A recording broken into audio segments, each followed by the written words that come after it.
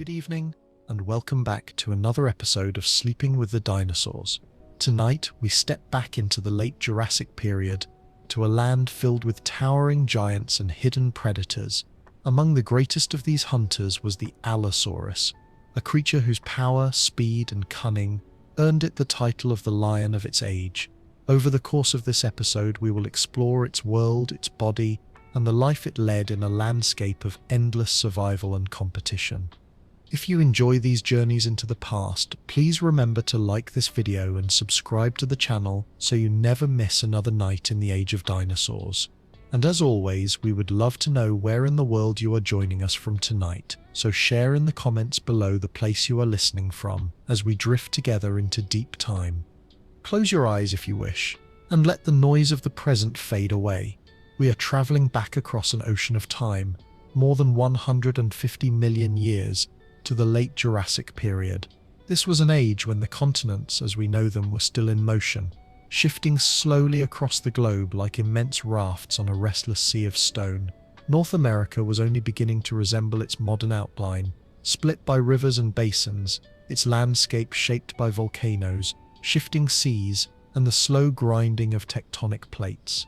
Here, in what is today the western United States, lay the Morrison Formation, a region that would one day preserve an unparalleled record of Jurassic life.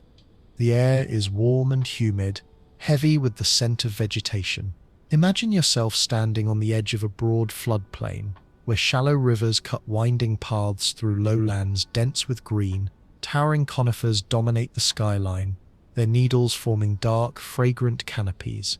Between them grow cycads and ginkgos, their fronds catching the shifting sunlight.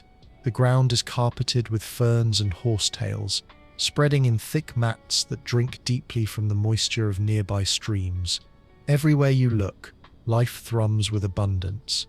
This was a world in which plants had evolved ingenious ways to capture sunlight and water, filling every available space, and where animals in turn adapted to exploit the vast buffet before them. Among the plants, enormous shadows move. Sauropods, giants such as Diplodocus, Apatosaurus and Brachiosaurus trudge slowly across the landscape. Their footsteps are deep, leaving impressions that will harden into stone and survive for millions of years. Their necks stretch upward and outward like living cranes, sweeping across treetops to strip branches bare of their leaves.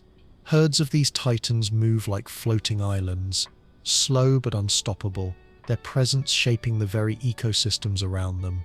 Wherever they go, they prune the forests, create open clearings, and trample paths that smaller creatures soon follow. But it is not only the giants that fill this land. Smaller herbivores like Camptosaurus graze in groups, their beaks snapping at ferns and shrubs. Stegosaurus, with its distinctive plates rising like sails along its back, moves cautiously along the forest edge, wary of threats. Crocodile-like creatures bask near riverbanks, their hides glistening in the sun. Insects hum and click, dragonflies with wingspans wider than your hand darting over pools of water. The calls of early frogs and the distant screeches of pterosaurs echo faintly through the humid air. It is a world teeming with sound, motion, and life. Yet beneath this vibrant, lush setting there is always tension. For wherever there is abundance, there are those who hunt. The floodplains of the late Jurassic were not safe havens. They were theaters of survival where every creature, from the largest sauropod to the smallest insect, lived in balance with predators lurking nearby. And among these predators, none commanded more fear and respect than the Allosaurus. Before we glimpse this formidable hunter, let us dwell a little longer on the environment that shaped it. The late Jurassic climate was in many ways generous. Warm temperatures stretched across much of the globe, and although arid regions existed, rainfall nourished expansive river systems in areas like the Morrison Basin. These rivers flooded seasonally, depositing nutrient-rich sediments across the plains, allowing lush vegetation to rebound after each inundation. Forests flourished along riverbanks, while open plains provided grazing grounds for herds. This cycle of abundance and challenge ensured that herbivores had plentiful food, but it also meant that predators had equally plentiful opportunities to stalk them. The night in this world was no less alive. As the sun set, the sounds of the forest shifted, insects continued their ceaseless chorus, but the deep, heavy steps of the sauropods slowed as herds rested. Smaller dinosaurs huddled together for safety, hiding in the cover of ferns or shallow burrows.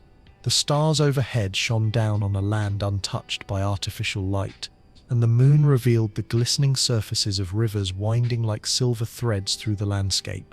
It was in such moments that the Allosaurus, sharp-eyed and restless, moved like a shadow through the darkness. The stage of the Jurassic was vast, and within it, every creature had its part to play. The sauropods shaped the forests. The stegosaurs defended themselves with spikes that gleamed like weapons in the sun. Smaller herbivores cropped vegetation quickly and fled at the first sign of danger. The rivers themselves housed ancient fishes and amphibians, while the skies were alive with pterosaurs soaring overhead, their wings casting fleeting shadows on the land below. Yet in all of this, one truth remained: the balance of predator and prey was constant, unyielding. Every herd of sauropods drew the attention of watchful eyes. Every injured or young animal became a target. In this world of giants, survival was both brutal and magnificent. It is within this context that Allosaurus thrived. To understand this predator, one must first appreciate the richness of its world, the landscapes of cycads and conifers, the herds of sauropods stretching to the horizon, and the endless cycle of life and death that played out under the ancient sun. Allosaurus was not an intruder in this world, but its product, an evolutionary response to abundance, challenge, and opportunity. Standing here in imagination, among the trees and rivers of the Jurassic, you may feel a faint tremor in the earth. Perhaps it is the footfall of an approaching giant, or perhaps it is something else, something swifter, sharper, and more deliberate. The vegetation rustles in the distance, and the calls of smaller creatures fall suddenly silent. This is the moment where the stillness speaks louder than sound, and you realize the stage is not only set for life to flourish, it is set for the hunter to arrive. Through the dappled light of the Jurassic forest, a figure emerges. At first you might notice only a shifting shadow, a ripple of movement that sets the smaller creatures scattering. But then, as the forest parts and sunlight falls upon its form, the hunter is revealed. This is Allosaurus, the apex predator of its time, a creature that embodies the balance of grace and ferocity. At full size, Allosaurus could stretch more than 30 feet from snout to tail, with some individuals reaching closer to 40, standing tall at the hip. Its head rose high above a human's height, carried by a muscular neck and supported by powerful hind limbs. Unlike the immense bulk of the sauropods, Allosaurus possessed a leaner, more athletic frame, built for speed and maneuverability. Each step it took pressed clawed toes into the soft earth, leaving three-toed impressions that would one day fossilize into stone. Its skull was long and narrow, with ridges above the eyes that gave it a striking, almost fierce expression. The jaws themselves were armed with dozens of serrated teeth, each blade-like, designed to slice through flesh rather than crush bone. Scientists who have studied these teeth often compare them to the edge of a steak knife, a tool built for cutting, tearing, and leaving wounds that bled profusely. The mechanics of its jaws may not have matched the bone-shattering bite force of the later Tyrannosaurus, but they were perfectly suited for a different style of predation: swift, repeated slashes that weakened prey until exhaustion or blood loss claimed them. Watch as it moves. Its body flows with a quiet strength, the long tail counterbalancing its massive head, keeping it stable as it stalks through uneven terrain. The hind legs, thick with muscle, coil and release like springs, capable of sudden bursts of speed. Yet despite its size, there is a certain silence to its motion, a careful placement of each footstep as though it knows the importance of stealth. In the distance, a herd of Camptosaurus grazes, unaware that the shadow of death has drawn near. The arms of Allosaurus, often overlooked, were in fact formidable tools. Though smaller than the hind limbs, they were longer and more functional than those of its later cousin Tyrannosaurus. Each arm ended in 3 fingers tipped with large curved claws, sharp enough to tear into flesh or grip struggling prey. Imagine the power of those arms wrapping around a smaller dinosaur, dragging it closer, holding it steady as jaws delivered their final work. They were not mere vestiges, but active weapons, part of the predator's arsenal. Its skin, though we cannot know its colors with certainty, can be imagined as mottled and patterned, designed to break up its outline among the trees and shadows. Some scientists speculate that stripes or darker patches may have aided in camouflage, allowing it to blend with the dappled light of the forests and the shifting landscapes of open plains. To prey animals, this blending could mean the difference between life and sudden death. To the Allosaurus, it was an invisible cloak, helping it to move unseen until the very last moment. But beyond its physical presence, consider the aura of this predator. Imagine the way other creatures would have responded to its appearance. Smaller dinosaurs, quick-footed and nervous, would scatter at its scent or silhouette. Herd animals might raise their heads in unison, bodies tensing, nostrils flaring as they caught the unmistakable odor of a carnivore nearby. Even the great sauropods towering above the trees would remain wary. For while an adult giant might be too much for a single Allosaurus to handle, the young and the weak were never safe. This sense of presence is why paleontologists often call Allosaurus the lion of the Jurassic. Like the lion of today's savannas, it was not necessarily the largest predator of all time, but it was one of the most dominant in its ecosystem. It moved with authority, commanding fear and respect from the creatures around it. Its existence shaped the behaviors of herbivores, influencing where they traveled, how they grouped, and how they defended themselves. Pause for a moment and picture an Allosaurus at rest. Beneath the shade of a towering conifer, it lowers its massive body to the ground. Its chest rises and falls with slow, steady breaths, the faint flick of its tail swishing at insects that dare to approach. Its yellow eyes half close, but even in apparent stillness there is tension, a readiness to act. The slightest sound, a rustling bush, the splash of a smaller animal at the riverbank, can send its head snapping up, jaws parting slightly to test the air. It lives on the knife's edge of hunger and opportunity, never fully relaxed, always attuned to the rhythms of its world. The skull of Allosaurus, when studied by paleontologists, reveals fascinating details that help us understand how it functioned in life.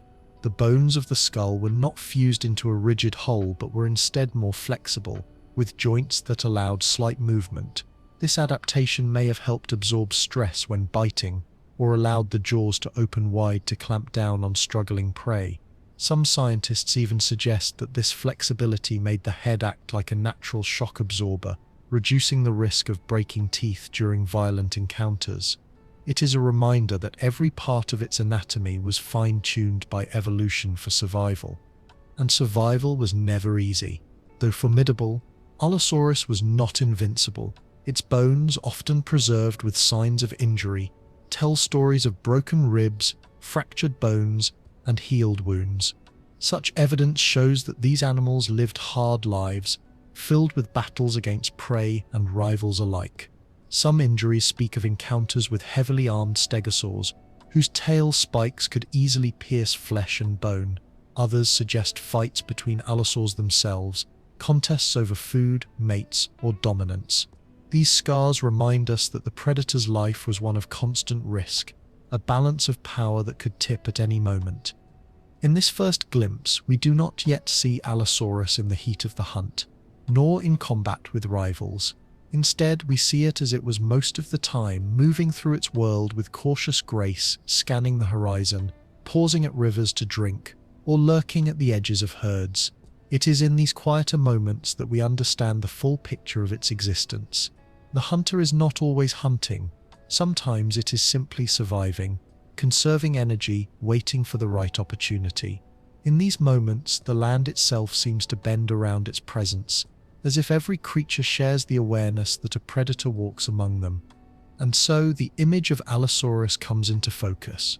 Not just a skeleton in a museum hall, not just a predator in a storybook illustration, but a living, breathing animal that shaped the very fabric of the late Jurassic.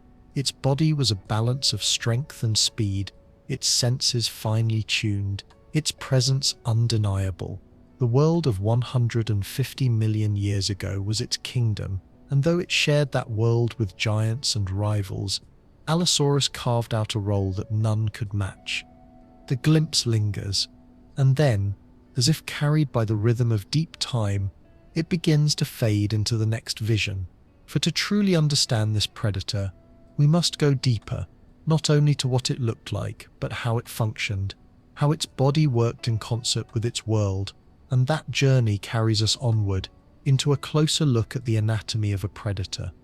To truly understand Allosaurus, we must step closer, peering beneath the surface of muscle and skin into the frame that carried it through the Jurassic world.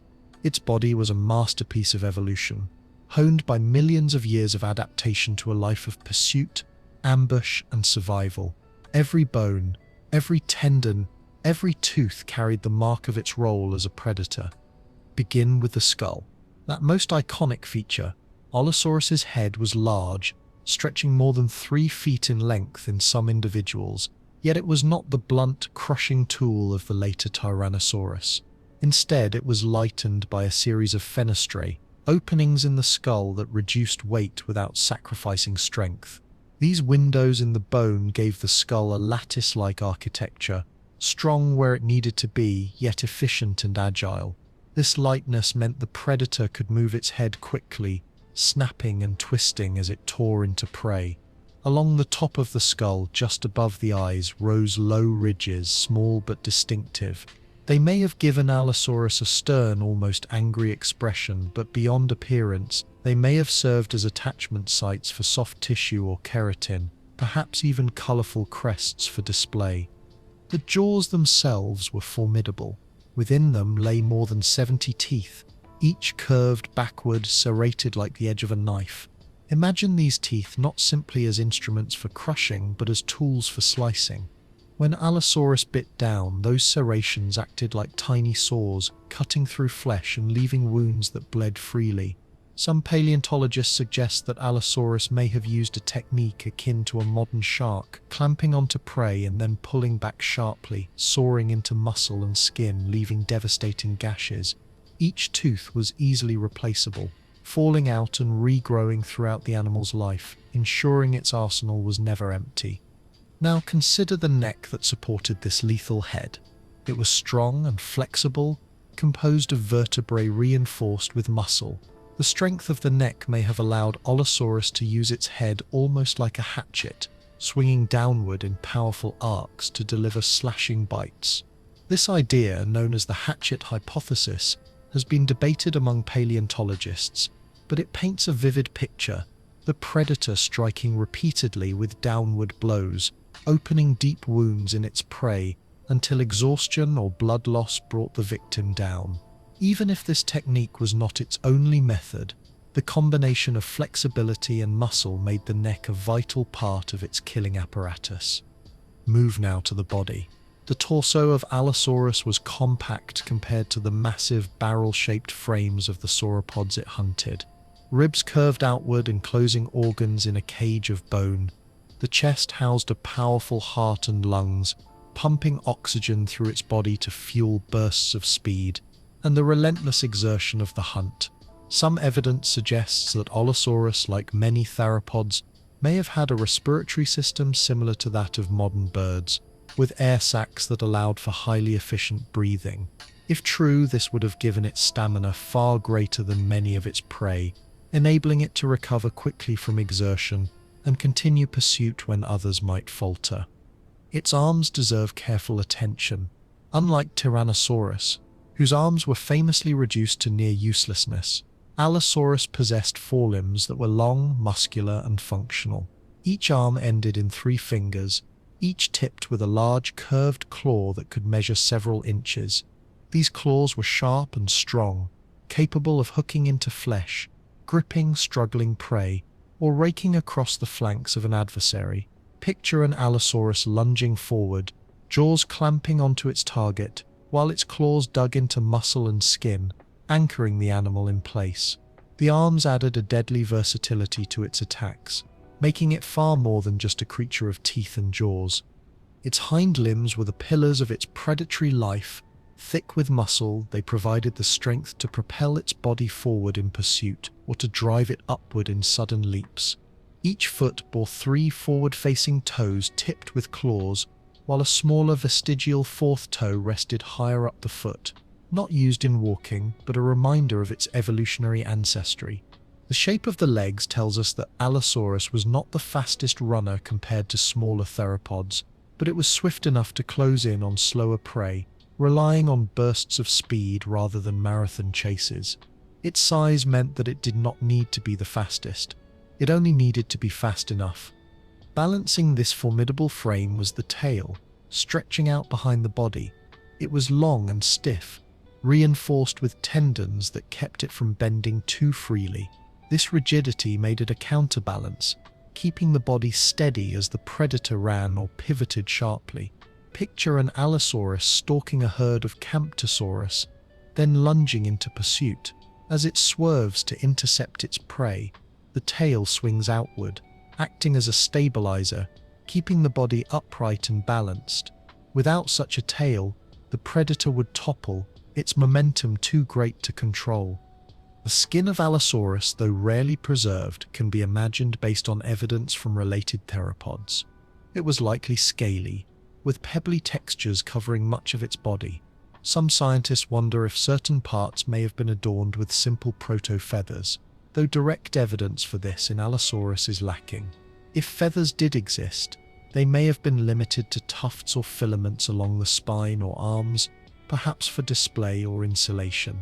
Whether smooth-scaled or lightly feathered, the skin was the final layer of armor and camouflage, blending the predator into its environment. But beyond the bones and muscles lies another layer of fascination: the senses. How did Allosaurus perceive its world?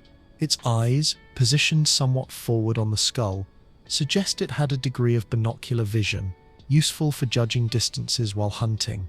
Its sense of smell, aided by large olfactory bulbs, may have been keen, allowing it to detect carrion or track prey over long distances. Its hearing, though harder to reconstruct, was likely sensitive to the low rumbles and calls of other dinosaurs. Imagine the predator crouched in the shadows, listening to the distant footsteps of a sauropod herd, or the alarm calls of smaller dinosaurs. Every sound, every scent, every flicker of movement became a thread of information in the predator's tapestry of survival. Taken together, the anatomy of Allosaurus reveals an animal that was not just strong but specialized. It was not the largest predator ever to walk the earth, nor the fastest, nor the one with the most crushing bite.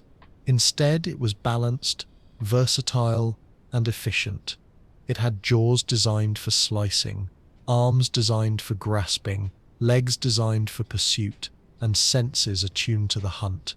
It was, in every way, a creature shaped to thrive in the Jurassic landscape. Close your eyes and picture this predator not as a skeleton in a museum, but as a living being. Muscles ripple beneath scaly skin. Yellow eyes flick from shadow to light. Jaws part slightly, revealing rows of serrated teeth glinting in the sun.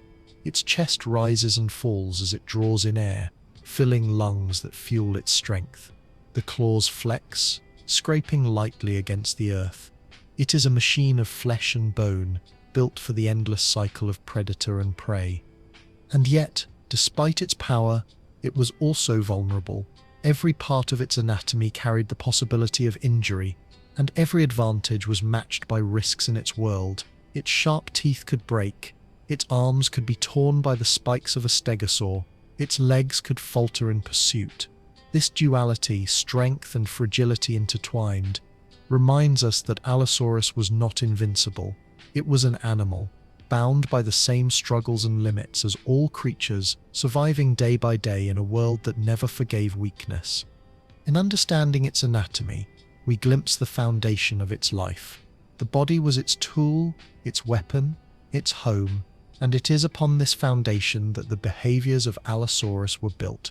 The strategies of stalking, the bursts of pursuit, the violent clashes with prey. The skeleton and muscles tell us what it could do. The world around it told us how it used those abilities. And it is into that world of action, tension, and blood that we now move, into the places where the hunter met the hunted.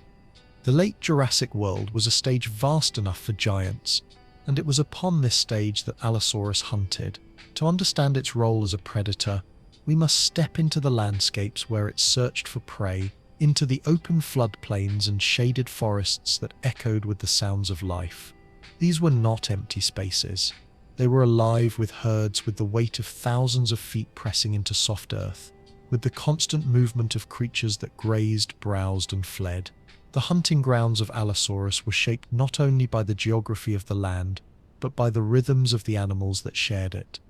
Picture a broad valley in what is today the American West. The ground is carpeted in ferns and cycads, their fronds swaying as a warm breeze carries the scents of resinous conifers and damp soil. A river winds its way through the plain, shallow and slow in the dry season, swelling into a forceful torrent during floods. Along its banks, vegetation grows in thick profusion, drawing animals of every size. It is here, in these fertile stretches, that herds of sauropods gather to feed, and where Allosaurus lingers at the edges, watching. The sauropods are titans. Diplodocus stretches nearly 90 feet from nose to tail, its long neck sweeping low to graze among ferns or rising high to strip conifer branches. Apatosaurus, heavier and more barrel-chested, moves with ponderous determination, its massive tail swaying like a whip behind it. Brachiosaurus towers above them all, its neck angled upward toward the canopy, plucking foliage from heights no other herbivore could reach. These creatures are too large for an Allosaurus to challenge head-on, yet they form the heart of its hunting grounds, for within their herds lie the vulnerable, the young, the sick, the injured. Among the giants move smaller dinosaurs. Camptosaurus, perhaps 20 feet in length, browses in groups, its beaked snout clipping low vegetation with quick efficiency. These animals are more attainable prey, swift but not invincible. Stegosaurus, armored with bony plates and armed with a tail tipped in lethal spikes, ambles near the forest edge, grazing on cycads and shrubs. Though dangerous when provoked, even the stegosaur could fall to a determined Allosaurus, particularly if it were isolated from its companions. Everywhere, life gathers around water. Streams and ponds draw herds daily, creating moments of vulnerability. As the animals lower their heads to drink, their focus shifts. Eyes that once scanned the forest for danger become fixed on the rippling surface of the water. In those moments, predators wait. Allosaurus, with its mottled skin blending into shadows, might crouch low behind a stand of cycads, its eyes locked on a distracted Camptosaurus. The landscape itself becomes part of the hunt, offering cover, concealment, and opportunity. The terrain was varied, and each type of environment offered different challenges and advantages for the predator. In dense forests, Allosaurus could move quietly, using tree trunks and undergrowth to mask its approach. The dim light and dappled shadows were its allies, allowing it to close distance before launching an attack. In open plains, stealth was harder, but visibility allowed the predator to spot herds from afar, tracking their movements and anticipating where they might stop to feed or drink. Near riverbanks, mud could slow both predator and prey, but it also meant that a fleeing animal might stumble, providing a fleeting moment for Allosaurus to strike. The seasons shaped the hunting grounds just as much as the geography. In wetter months, rivers overflowed, creating lush floodplains where vegetation flourished. Herbivores gathered in abundance, and predators followed. In drier times, water grew scarce, and herds clustered tightly around shrinking rivers and ponds. These moments of scarcity created tension, as prey animals became concentrated in fewer spaces, and predators too were drawn into closer proximity. Conflict became inevitable, and for Allosaurus, opportunity came not from abundance but from desperation. The hunting grounds were not without competition. Allosaurus was not the only carnivore stalking the Morrison Formation. Smaller theropods such as Ceratosaurus moved with their own stealth and cunning, often hunting near rivers where fish and smaller prey were plentiful. Torvosaurus, a massive predator rivaling Allosaurus in size, roamed the same lands, its jaws armed with powerful teeth. Where their ranges overlapped, confrontations were likely. Imagine an Allosaurus arriving at a carcass, only to find a Ceratosaurus already feeding. The air grows tense, tails lashing, jaws gaping in display. The larger Allosaurus may drive its rival away, but not without the risk of injury. These competitions shaped not only individual hunts but the entire dynamic of predator life in the Jurassic. Fossil evidence gives us tantalizing glimpses into these hunting grounds and the roles predators played within them. Bones of sauropods often show bite marks, shallow grooves cut by the serrated teeth of theropods. Some wounds show signs of healing, proof that the giants sometimes escaped attacks. Others tell grimmer stories, bones stripped clean, marks of feeding, that speak of successful hunts or scavenging. Stegosaurus fossils reveal puncture wounds that match the jaws of Allosaurus, and in turn, Allosaurus bones bear injuries consistent with the counterstrikes of Stegosaur's tail spikes. Each fossil is a frozen moment of struggle, evidence that the hunting grounds were filled with constant battles for survival. But hunting was not always about direct attack. The energy costs of pursuit and combat were immense, and predators learned to conserve whenever possible. Scavenging was an essential part of the predator's role. An Allosaurus might follow the smell of decay to a carcass left behind by another hunter, or to the body of an animal that had died of natural causes. With jaws capable of tearing through flesh, even decaying, tough hides were no obstacle. Scavenging ensured survival in leaner times and allowed the predator to benefit from the work of others. The hunting grounds were not silent places. They resonated with the calls of prey animals, with the low rumbles of sauropods communicating within herds, with the defensive cries of stegosaurs, and the nervous alarm calls of smaller dinosaurs. Into this chorus, the voice of the predator also entered.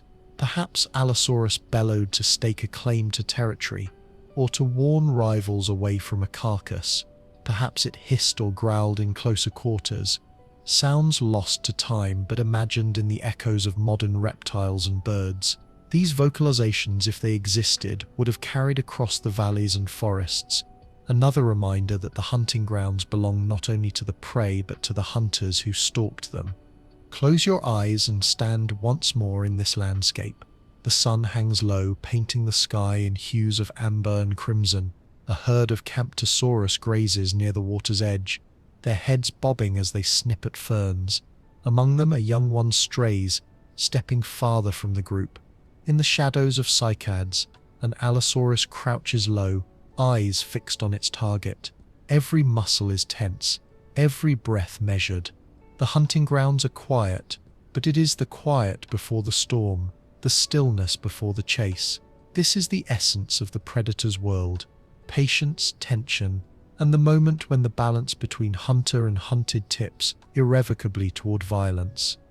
The landscapes of the Jurassic provided Allosaurus with all it needed to thrive: food in abundance, cover for stalking, rivers to draw prey together, and a cycle of seasons that created both challenges and opportunities. These hunting grounds were not merely places, they were arenas, each filled with the stories of pursuit, struggle, and survival.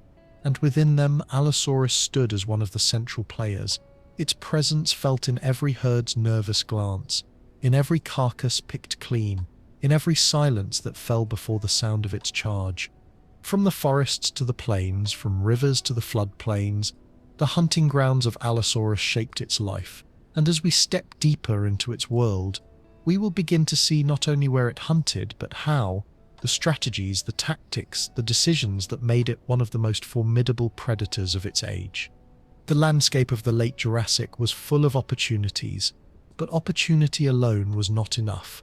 For Allosaurus to survive as a predator among giants, it required strategies, instincts, and behaviors that turned its anatomy into action.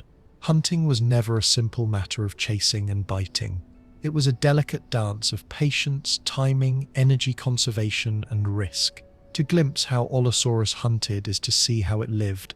For every meal was hard won, and every tactic carried both potential reward and mortal danger. Imagine again the herds of sauropods stretching across the valley floor. For an Allosaurus, these herds were both a feast and a fortress. A full-grown Diplodocus or Apatosaurus was all but unassailable, a mountain of flesh defended by sheer size and a tail that could swing with bone-crushing force. But within the herd were juveniles, smaller individuals whose defenses had not yet fully developed. It was these weaker links that drew the predator's focus, yet even to approach required caution. The adults were vigilant and their massive bodies formed barriers around the young. A misstep could mean a counterattack that left the predator broken and dying. Patience was the first tactic. Fossil evidence suggests that Allosaurus, like many modern predators, did not waste energy on fruitless pursuits. Instead, it waited, watching for signs of weakness. Perhaps an injured Camptosaurus lagged behind its herd, limping slightly on a wounded leg. Perhaps a young sauropod strayed too far from the protection of its parents. These were the moments when the predator struck, taking advantage of vulnerability rather than testing the strength of the entire herd.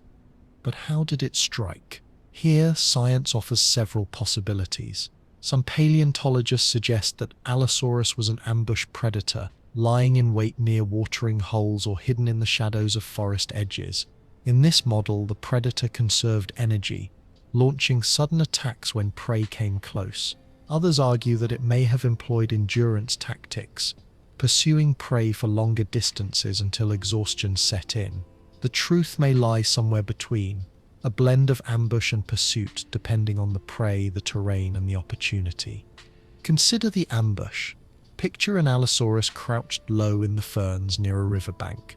Its mottled skin blends with dappled shadows, its body motionless but for the subtle rise and fall of breath. A small group of Camptosaurus approaches, wary but focused on the water. They lower their heads to drink, their backs turned. With explosive force, the predator surges forward, closing the distance in seconds. Its jaws open wide, serrated teeth flashing in the light, and it clamps down on the flank of one startled victim. The air fills with cries and the chaos of fleeing animals. For the Allosaurus, the ambush is a gamble. If the attack connects, the prey is wounded and slowed. But if it fails, the herd scatters and the predator has wasted precious energy. Now consider endurance. Perhaps on the open plains, Allosaurus spotted a young stegosaur wandering alone. The predator breaks from cover, charging after its quarry. Its strides eat up the ground, tail counterbalancing each lunge. The stegosaur bolts, but its legs are shorter, its body less built for speed. The chase stretches on, dust rising from pounding feet. The predator gains slowly, not relying on one decisive strike, but on the gradual wearing down of its target. At last, the stegosaur falters, sides heaving, and in that moment, Allosaurus closes in, delivering slashing bites with its jaws until the prey collapses. Central to these hunting tactics was the way Allosaurus used its skull and neck. The hatchet hypothesis suggests that rather than relying on bone-crushing power, it used its head like an axe, driving its teeth into prey with repeated downward strikes. Picture the predator biting, then pulling back with a strong sweep of its neck, opening deep, bloody wounds. The prey, though massive, would weaken over time as blood loss and exhaustion sapped its strength. This method minimized the need for Allosaurus to overpower prey outright. Instead, it could wound, retreat, and return again, harassing its quarry until victory was inevitable. The arms, too, played their part. With strong muscles and curved claws, they may have been used to grip prey, anchoring it as the jaws did their work.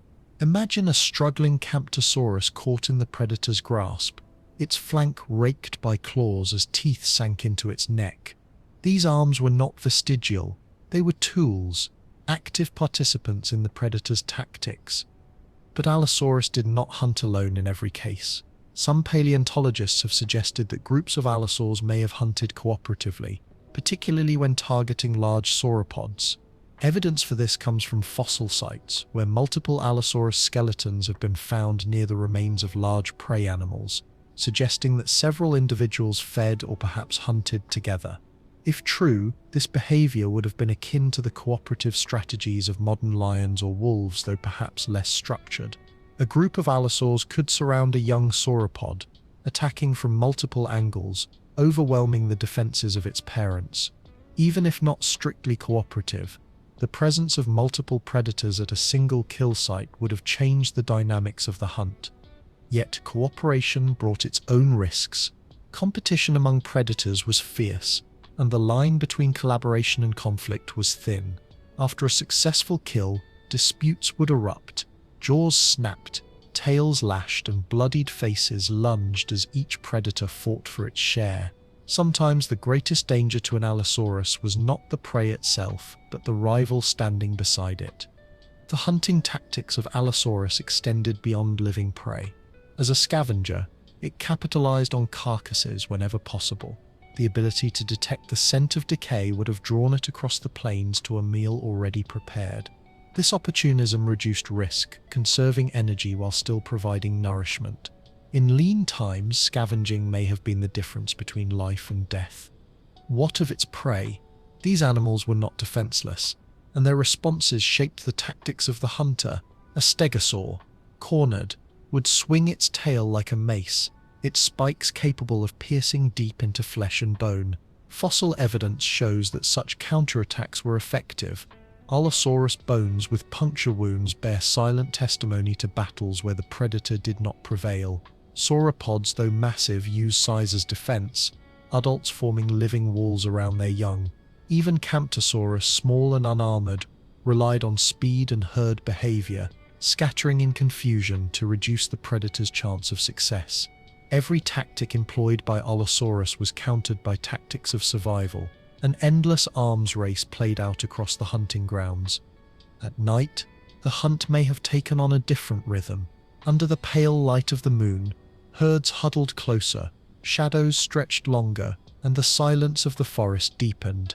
Allosaurus, with its keen senses, may have used the cover of darkness to approach unseen, its footsteps muffled on soft earth, its eyes catching faint glimmers of movement. It became a phantom in the night. The tension of the nocturnal hunt was not in the roar of pursuit, but in the silence before the strike. To watch Allosaurus hunt in the mind's eye is to feel the pulse of the Jurassic world. It was not simply a killer, it was an animal navigating a landscape filled with danger and reward. Its tactics reveal intelligence, adaptability, and a balance of risk and energy. It could ambush or pursue, hunt alone, or among others, attack directly or harass its prey into collapse. It was opportunistic, willing to scavenge when needed, cautious when the odds were unfavorable, bold when weakness presented itself. The success of Allosaurus as a species was not built on brute force alone, but on this flexibility. It was not the fastest, nor the largest, nor the most powerful predator to ever live, but it was among the most effective of its time. Its strategies kept it at the top of the Jurassic food chain, shaping the behaviors of every creature that shared its world. And so, in the quiet of the forest or the open sweep of the plains, the hunt continued. Every movement of Allosaurus was calculated, every strike a gamble between hunger and survival. To see it hunt is to see the essence of life itself, predator and prey locked in an eternal cycle, each adapting, each enduring, each shaping the other across the passage of deep time. The life of Allosaurus was inseparably bound to the herds of giants that roamed the Jurassic floodplains. To follow its story, we must walk beside these colossal herbivores, hear the thunder of their footsteps, and feel the ground tremble beneath their weight. For it was within and around these herds that the predator found both danger and opportunity, a shifting balance of risk and reward that shaped its existence. Picture a valley at dawn, the sky still painted with soft hues of lavender and gold.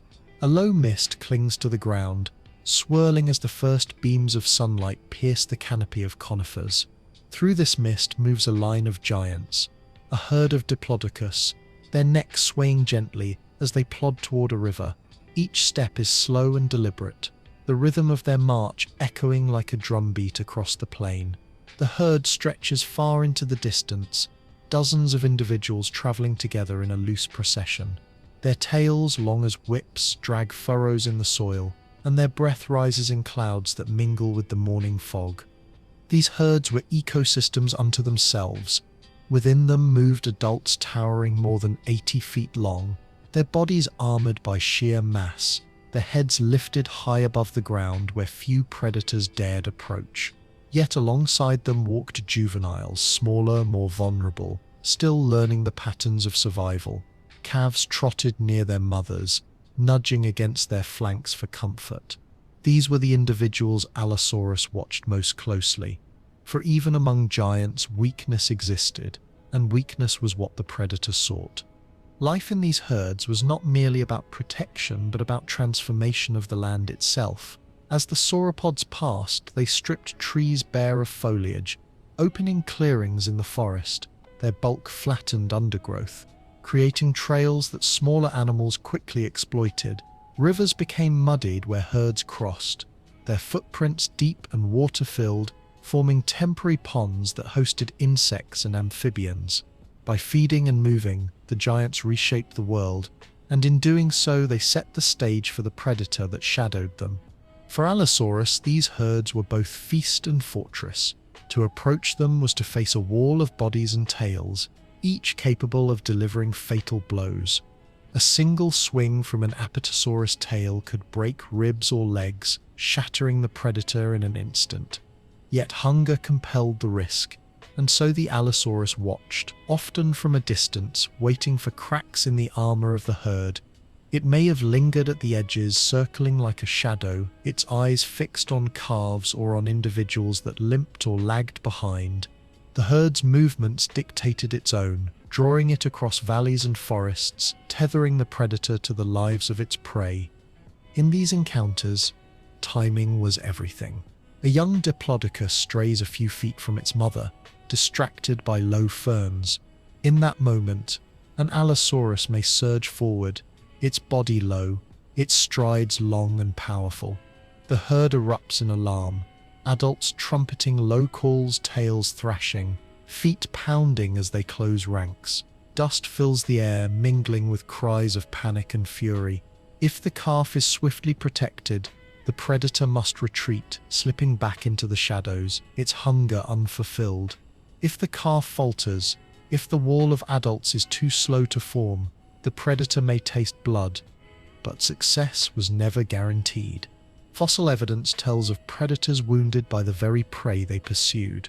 Allosaurus bones reveal fractures, healed breaks, and puncture wounds that match the deadly spikes of stegosaurs or the crushing blows of sauropod tails. To attack a herd was to gamble with one's life, and only a calculated balance of hunger and opportunity could drive such risks. Beyond the sauropods were other herds, smaller but no less significant. Groups of Camptosaurus grazed in clusters, their beaks snapping at cycads and ferns, their bodies nimble and quick. These herds relied not on mass for protection but on speed and vigilance. At the first sign of danger, they scattered, confusion serving as their shield. For Allosaurus, such prey was more attainable, though still demanding skill. A misjudged charge might leave the predator exhausted and empty-handed, its body burning precious energy reserves. Success required anticipation, waiting for the moment when a straggler faltered or when panic broke the cohesion of the group. Then there were the armored herds. Stegosaurus, with its iconic plates and spiked tail, often traveled in small bands. They were slower than Camptosaurus but bristling with defenses. To hunt them was to confront danger head-on. The spikes, some more than 3 feet long, could pierce deep into flesh, and fossil evidence suggests they did just that, leaving wounds in the bones of Allosaurus. Yet hunger knows no fear, and so the predator sometimes risked everything to bring down such prey. Picture the tense standoff. The predator circling, jaws parting in low growls, while the stegosaur swings its tail in arcs, its body a fortress of bone and muscle. The first strike could determine life or death, and hesitation meant failure. The herds of giants also influenced Allosaurus in less direct ways. By concentrating vegetation in certain areas, they created patterns of abundance and scarcity, rhythms that the predator learned to anticipate. During wetter months, herds spread wide, grazing across lush floodplains. Food was plentiful and opportunities abounded.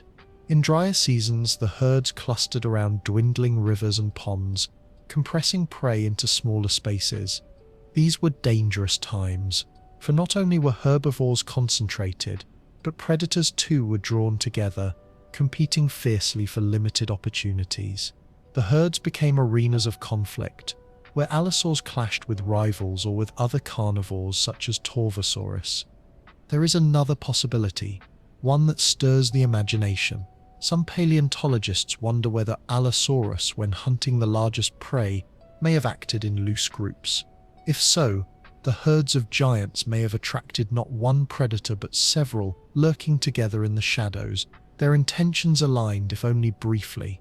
Picture a young sauropod encircled, its desperate cries echoing as multiple predators close in. One lunges at the flank, another at the neck, each taking advantage of the chaos. The adults rush to defend, tails lashing, but the coordination or perhaps opportunism of the predators overwhelms their efforts. Whether truly cooperative or simply many predators drawn by the same opportunity, the herds of giants became focal points of such high-stakes dramas. And yet, despite the violence, there is something strangely poetic about this relationship. The herds and the predators were bound together, each shaping the other's evolution. The sauropods grew larger, perhaps in part as a defense against predation, while predators like Allosaurus honed their tactics to exploit the vulnerabilities that remained. It was a dialogue of survival, written not in words but in the language of claws, teeth, and towering bodies. Stand in imagination within a herd, surrounded by the sway of necks and the deep rumble of calls. Beneath the giants, the earth is churned into mud, the air thick with dust and the scent of crushed vegetation. Somewhere beyond the herd's edge, unseen but always present, an Allosaurus waits. It does not strike every day, nor every night, but its presence is constant, a shadow in the minds of the herbivores, a reminder that danger is never far. Life in the herds of giants was a paradox, protection in numbers but also a beacon that drew the gaze of predators. For Allosaurus, this paradox was opportunity. And so, life carried on in an endless cycle. The herds moved, fed and grew. The predators followed, waited and struck. Each influenced the other, each survived through adaptation, each etched their presence into the landscape of the Jurassic. To live among the herds of giants was to live at the center of this great cycle, and for Allosaurus it was both a promise of sustenance and a constant test of survival. The life of a predator, even one as formidable as Allosaurus, was not a solitary reign over the Jurassic landscape. It lived in a world where rivals prowled the same forests, stalked the same riverbanks, and coveted the same prey. To survive here meant not only facing the dangers of giant herbivores, but also navigating the constant threat of other carnivores. Competition was as much a part of Allosaurus's existence as the hunt itself, shaping its behavior, its strategies, and perhaps even the scars carried on its bones. Imagine a wide floodplain, the sun high overhead, the air heavy with heat and the scent of crushed vegetation. A herd of Camptosaurus grazes near a shallow pond, their heads bent low as they snip ferns. In the shadow of cycads, an Allosaurus crouches, eyes fixed on a smaller individual at the herd's edge. Its muscles coil, its breath slows, the tension of the ambush building. But before it can strike, another presence intrudes. From the opposite side of the clearing, a Ceratosaurus emerges, its short snout and nasal horn catching the light. The two predators lock eyes, the prey between them forgotten for a moment. The hunt has turned into a contest of dominance, a rivalry written in snarls and postures. Ceratosaurus was smaller than Allosaurus, but it was no less dangerous. It carried long, blade-like teeth and a body suited to stalking near rivers and wetlands. Fossil evidence suggests that Ceratosaurus may have favored such watery habitats, while Allosaurus ranged more widely across plains and forests.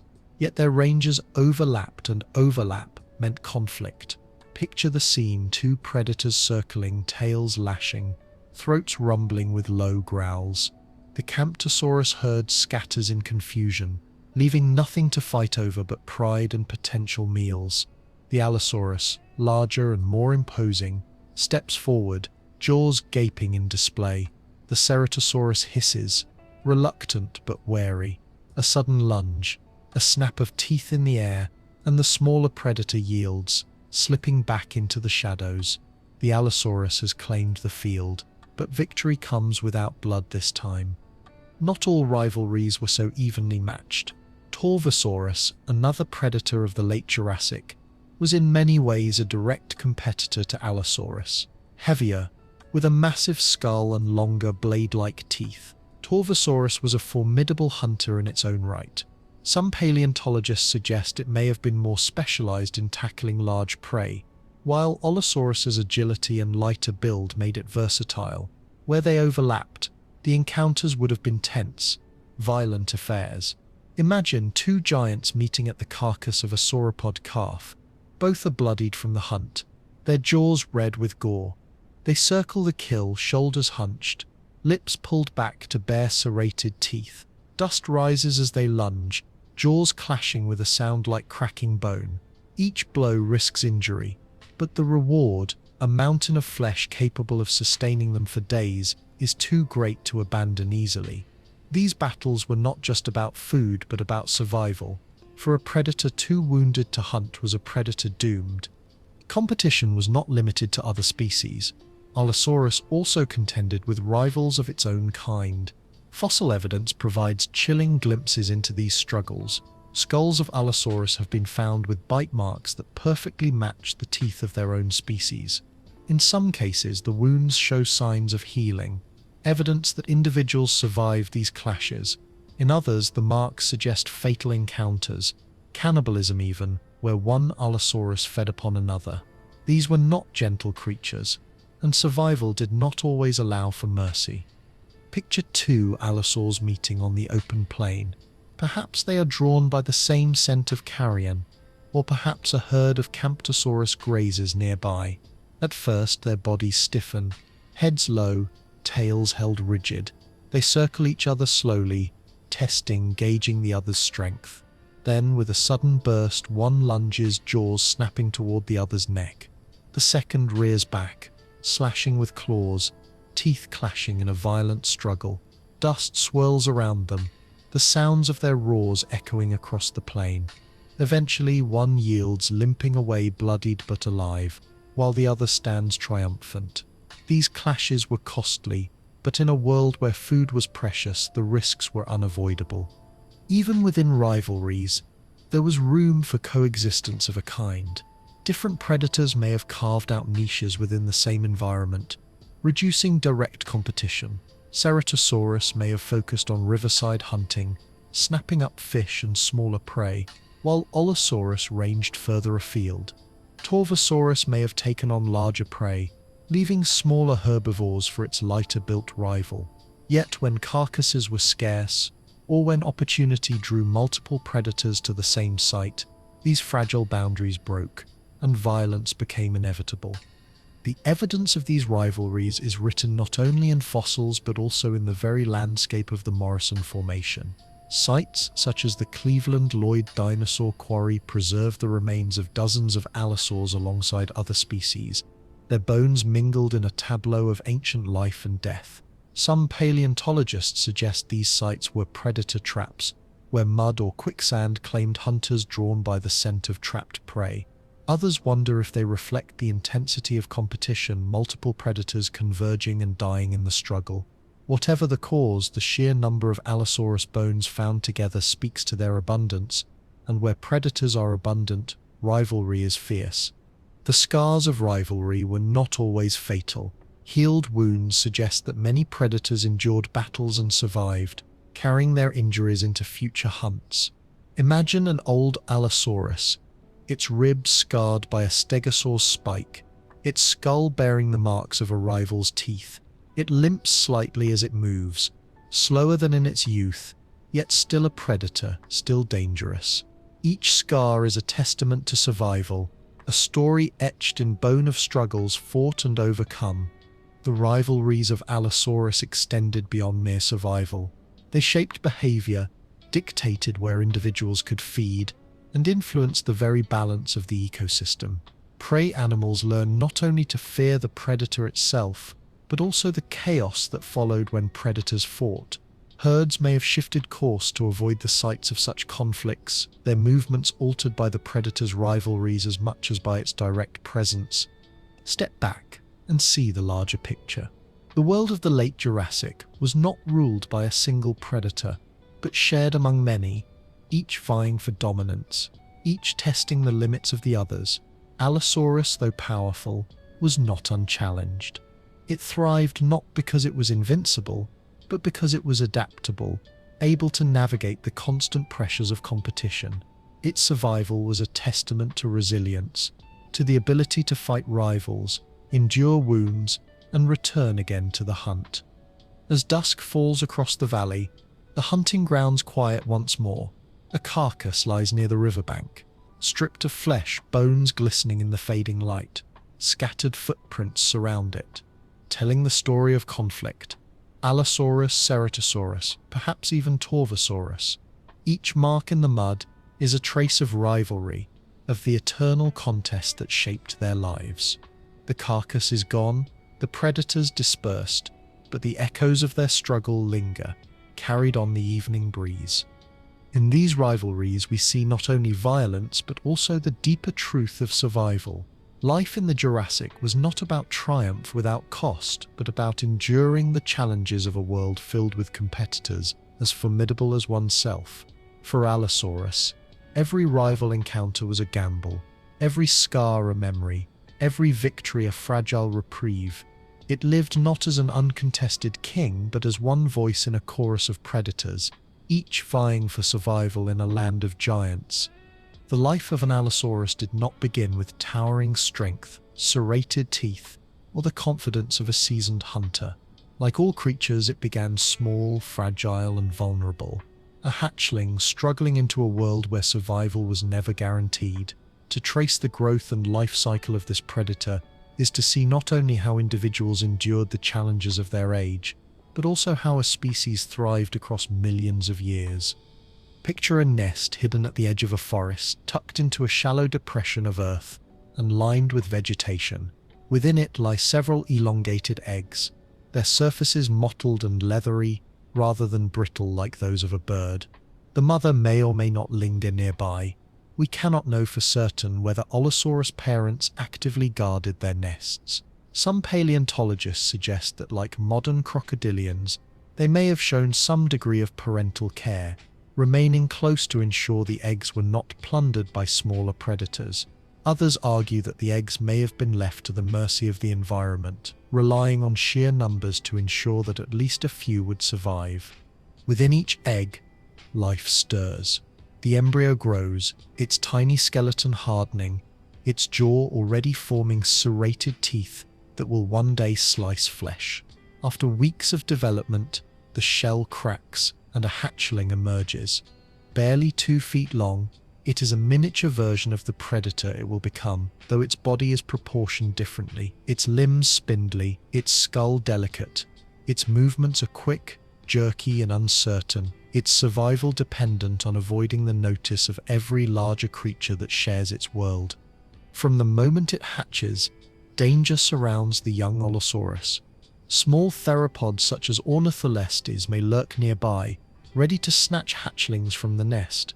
Larger predators, including members of its own kind, might also prey upon the weak. Even herbivores pose risks. One careless step from a passing sauropod could crush a tiny dinosaur instantly. For the young Allosaurus, the first days of life are a crucible of survival, a test of instinct and luck. Growth, however, comes quickly. Studies of Allosaurus bones reveal growth rings, much like those of trees, which suggest that juveniles grew at rapid rates. In only a few years, the hatchling may have reached lengths of 10 to 15 feet, its body filling out with muscle, its teeth replaced again and again as it practiced hunting. In this stage of life, the juvenile was too large to remain hidden, but not yet large enough to dominate. It lived in a transitional state, caught between the world of vulnerable hatchlings and the authority of adult predators. During this stage, young allosaurs likely honed their skills on smaller prey. Instead of attempting to tackle sauropods, they may have targeted lizards, mammals, or small herbivorous dinosaurs. Perhaps they learned by trial and error, stalking, lunging, and often failing, each attempt sharpening their reflexes and instincts. In this way, the landscape itself became their teacher, every success and every mistake shaping the predator they would become. By adolescence, the Allosaurus had grown formidable. Standing more than 20 feet long, it was capable of challenging larger prey, though still cautious of the giants that roamed the floodplains. At this size, it may have begun to compete more directly with adults of its species, jostling for carcasses, asserting itself at feeding sites, and learning the brutal realities of rivalry. Injuries sustained at this stage may have marked them for life, as fossils show. Healed bite marks on adolescent Allosaurus bones suggest clashes not only with prey, but with older predators of their own kind. Adulthood came swiftly in evolutionary terms. By their early teens, many allosaurs had reached lengths of 30 feet or more, their bodies thick with muscle, their jaws fully armed with serrated blades. At this stage, they became apex predators, capable of challenging herds, driving rivals from kills, and leaving their mark upon the Jurassic world. Fossils of adults reveal evidence of frequent injuries, broken ribs, gouges in bone, and scars of healed wounds. These tell us that adulthood was no less dangerous than youth, but those who survived became the lions of their age, shaping the ecosystem with their presence. The life expectancy of Allosaurus remains uncertain. Many may have perished young, falling to predators, disease, or accidents. Those that survived to maturity may have lived 20 to 30 years, though fossil evidence rarely captures individuals at the absolute limits of age. An older Allosaurus may have carried itself differently, scars marking its hide, gait slowed by injuries, teeth worn from years of feeding, yet even in decline it remained dangerous. A wounded or aged predator might turn more frequently to scavenging, its keen senses guiding it to carcasses where less effort was required. What of reproduction?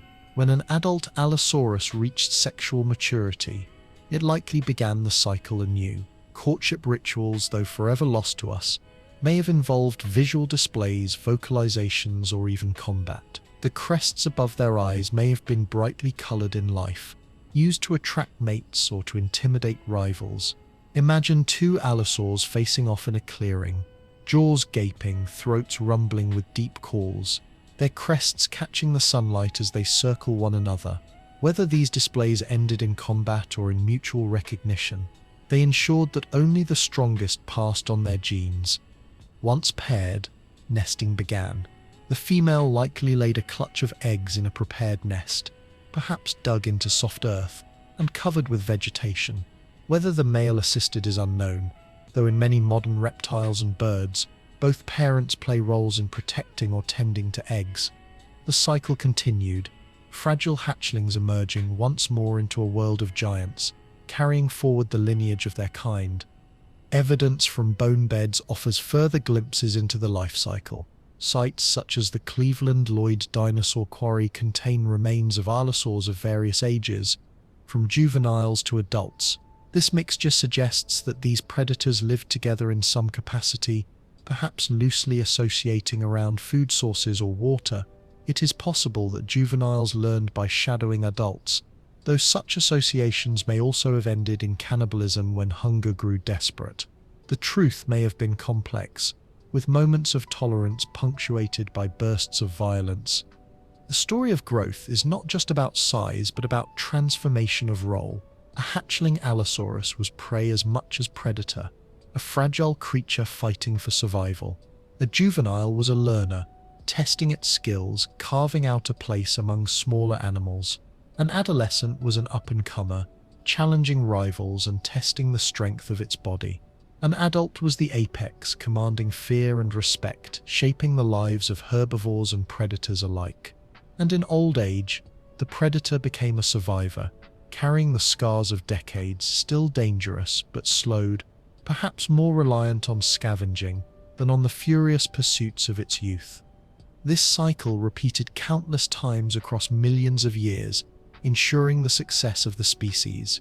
Each stage of life carried its own risks and its own contributions to the ecosystem. The hatchlings provided food for smaller predators when they fell. The juveniles kept smaller prey populations in check. The adults reigned at the top of the food chain, driving the evolution of defenses in herbivores. Even the dead played a role, their carcasses feeding scavengers, their bones preserving stories that would one day teach us about their lives. Stand in imagination at the edge of a nest. The tiny forms of hatchlings stir within, their squeaks and chirps barely audible against the background hum of insects.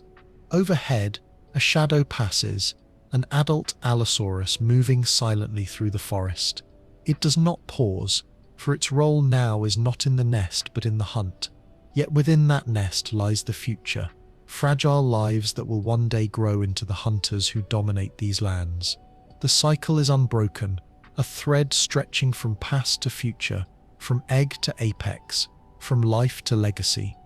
Every predator's life, no matter how fearsome, is marked not only by victories but by wounds. For Allosaurus, survival meant not just the hunt but also enduring the injuries that inevitably came with a life spent in constant conflict, with prey, with rivals, and with the unforgiving environment of the Jurassic world. The fossil record, silent but eloquent, tells us that these predators lived lives written in scars, their bones bearing the etched testimony of both pain and resilience.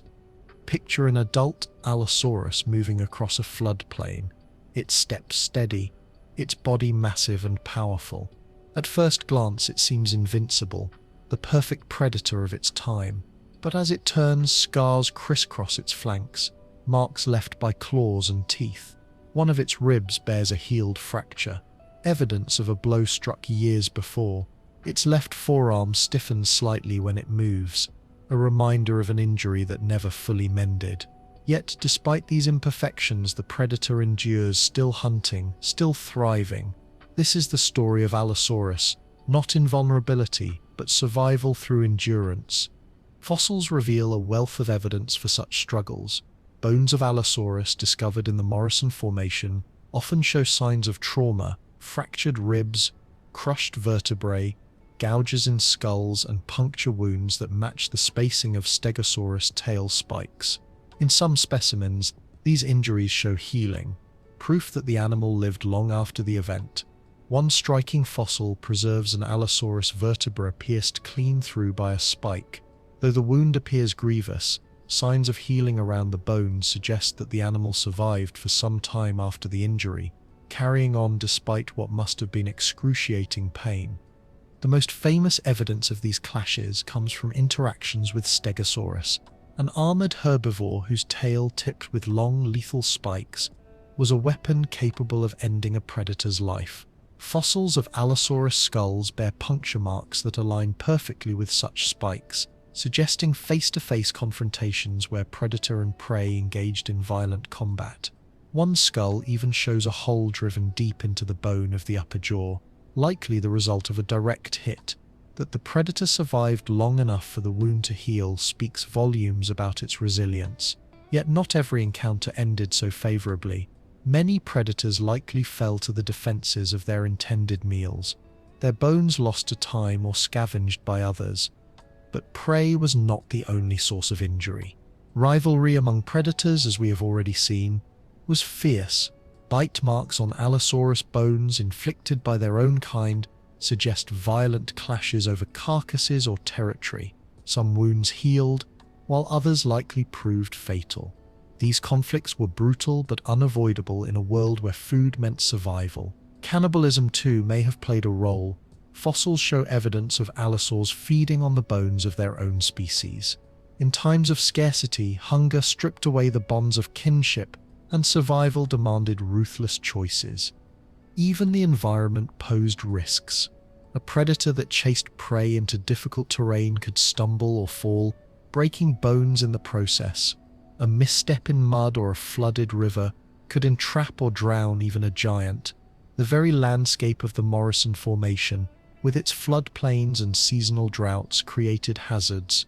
Fossil beds such as Cleveland Lloyd, where dozens of allosaurs perished together, may reflect environmental traps, muddy ground luring predators to their deaths as they pursued prey or scavenged carcasses.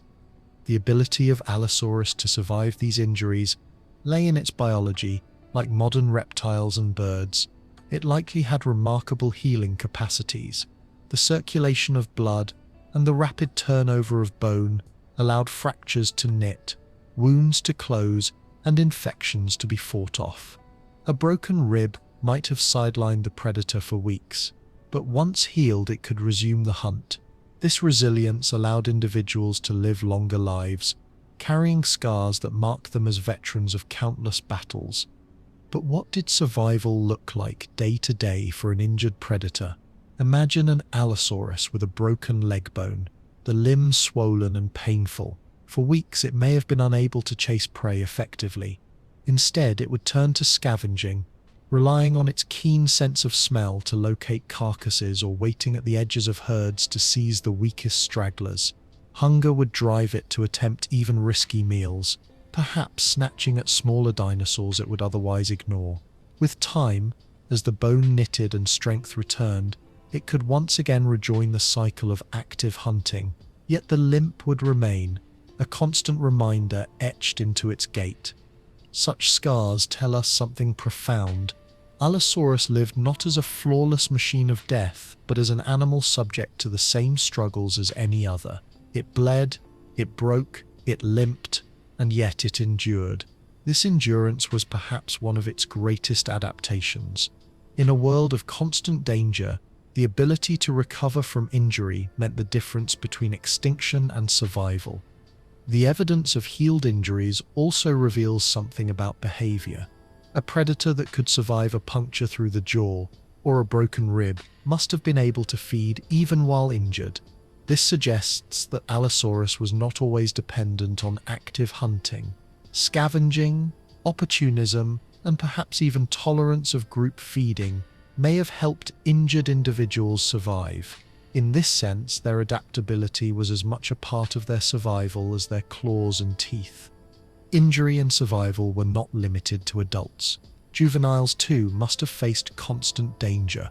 A young Allosaurus learning to hunt may have misjudged a strike, receiving a blow from a stegosaur's tail or a trampling foot from a larger herbivore. If it survived, the injury became a harsh lesson, shaping its future behavior. Those that did not survive became food for others, their stories lost but their role in the cycle fulfilled. Consider also the toll of parasites and disease. Though fossils rarely preserve such details, it is almost certain that Allosaurus, like all living creatures, suffered from infections, infestations, and ailments. Wounds could fester, bones could become diseased, and weakened predators could fall more easily to rivals or starvation. Yet those that endured these trials passed on their resilience, ensuring that the species as a whole remained strong. In the twilight of an Allosaurus's life, survival became harder still. Teeth worn from years of feeding reduced the efficiency of its bite.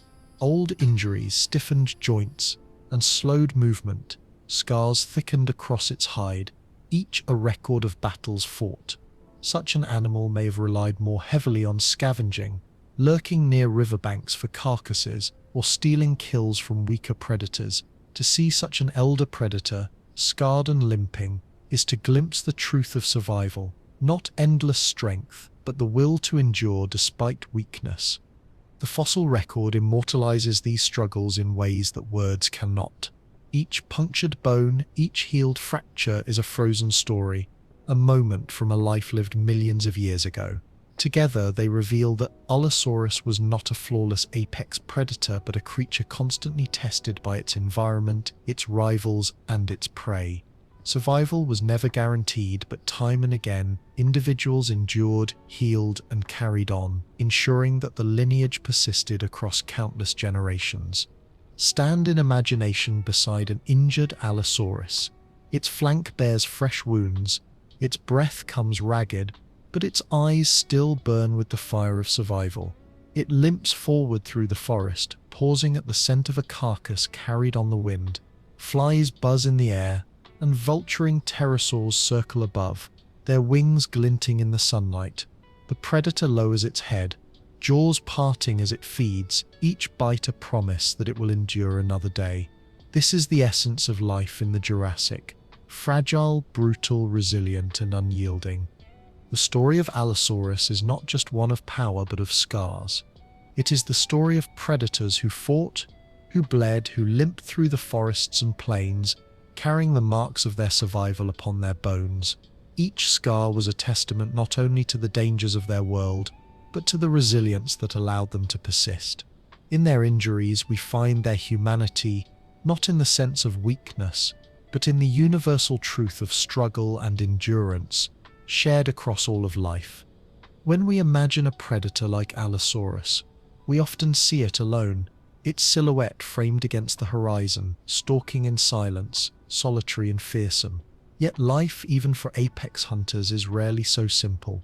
Beneath the scars of rivalry and the necessities of survival, there is a deeper question: did Allosaurus live and hunt alone, or did it share its life in groups, with moments of interaction that shaped its behavior? To peer into its social life is to step into the shadows of speculation, guided by fossil evidence and comparisons to the animals of today. Fossil sites provide intriguing clues. The Cleveland Lloyd Dinosaur Quarry in Utah holds the remains of more than 40 allosaurs, preserved alongside the bones of other species. To find so many of one predator together is unusual. Some scientists argue that this represents a predator trap, when mud or quicksand lured individuals to their deaths, each one drawn by the struggles of another. Others see in it the possibility of social behavior, perhaps loose groups of allosaurs drawn to shared food or water sources. Whether these gatherings were cooperative or chaotic, they suggest that Allosaurus was not always solitary. If Allosaurus did live in groups at times, what might those groups have looked like? Perhaps they resembled the prides of modern lions, with adults and juveniles loosely associated, hunting and scavenging together. Or perhaps they were more like crocodiles, congregating at shared resources yet still fiercely competitive, each individual looking for advantage. It is possible that young allosaurs benefited from the presence of older, more experienced hunters, watching and learning as they trailed behind. Equally possible is that such associations ended in violence, with adults turning on juveniles when hunger sharpened their instincts. Communication would have been vital in such contexts. Though we cannot know the exact sounds Allosaurus produced, we can imagine possibilities. Its throat and chest cavities suggest that it could have generated deep, resonant calls. These may have been used to warn rivals, attract mates, or signal presence to others of its kind. Picture the deep rumble of an Allosaurus echoing through a forest valley, a sound that vibrates in the chest as much as the ears, carrying over long distances in the heavy air of the Jurassic. To hear such a call in the distance would have been to know that a predator was near, staking its claim to the land. Closer interactions may have involved more subtle communication. Visual displays, the opening of jaws, the arching of necks, the raising of crested ridges above the eyes, could have signaled dominance or submission. A tail lashed against the ground may have been a warning, a signal to rivals or companions alike. Body language, posture and movement would have conveyed as much meaning as sound, shaping the way these predators interacted with one another. Courtship, too, likely involved communication. The ridges above Allosaurus's eyes may have been more than structural. They may have supported brightly colored keratin or soft tissue used to attract mates. In the dim light of dawn or dusk, an Allosaurus may have displayed these features, swaying its head or emitting deep calls to advertise its fitness. Rival males may have confronted one another with these same displays, escalating to combat if neither yielded. In such moments, communication became both a ritual and a weapon, shaping who reproduced and who withdrew. But communication was not limited to rivals or mates.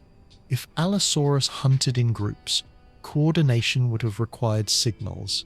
These may not have been as complex as the vocalizations of wolves, but even simple cues, growls, body movements, or tail flicks could have conveyed intent. Imagine a group of allosaurs circling a young sauropod.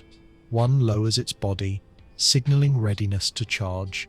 Another growls, holding position at the flank.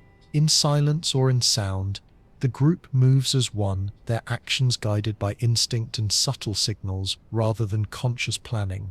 Whether true cooperation or simple opportunism, communication would have played a role. Social life, however, was not only about cooperation. It was also about hierarchy. In gatherings of multiple predators, dominance likely decided who fed first and who waited. The strongest individuals claimed the choicest cuts, while the weaker or younger lingered at the edges, snatching scraps when they could. Such hierarchies are common among modern predators, from lions to crocodiles, and they likely shaped the dynamics of Allosaurus groups as well. Imagine a carcass lying in the dust, the body of a young sauropod felled by disease or attack. A group of allosaurs gathers, their eyes bright with hunger. The largest adult steps forward, head high, crest catching the light. It lowers its jaws and tears into the flesh, ignoring the snarls of others. Smaller individuals pace around the edges, snapping at one another, waiting for their turn. Occasionally one grows bold, darting forward to seize a chunk of meat, only to be chased off by a snapping jaw.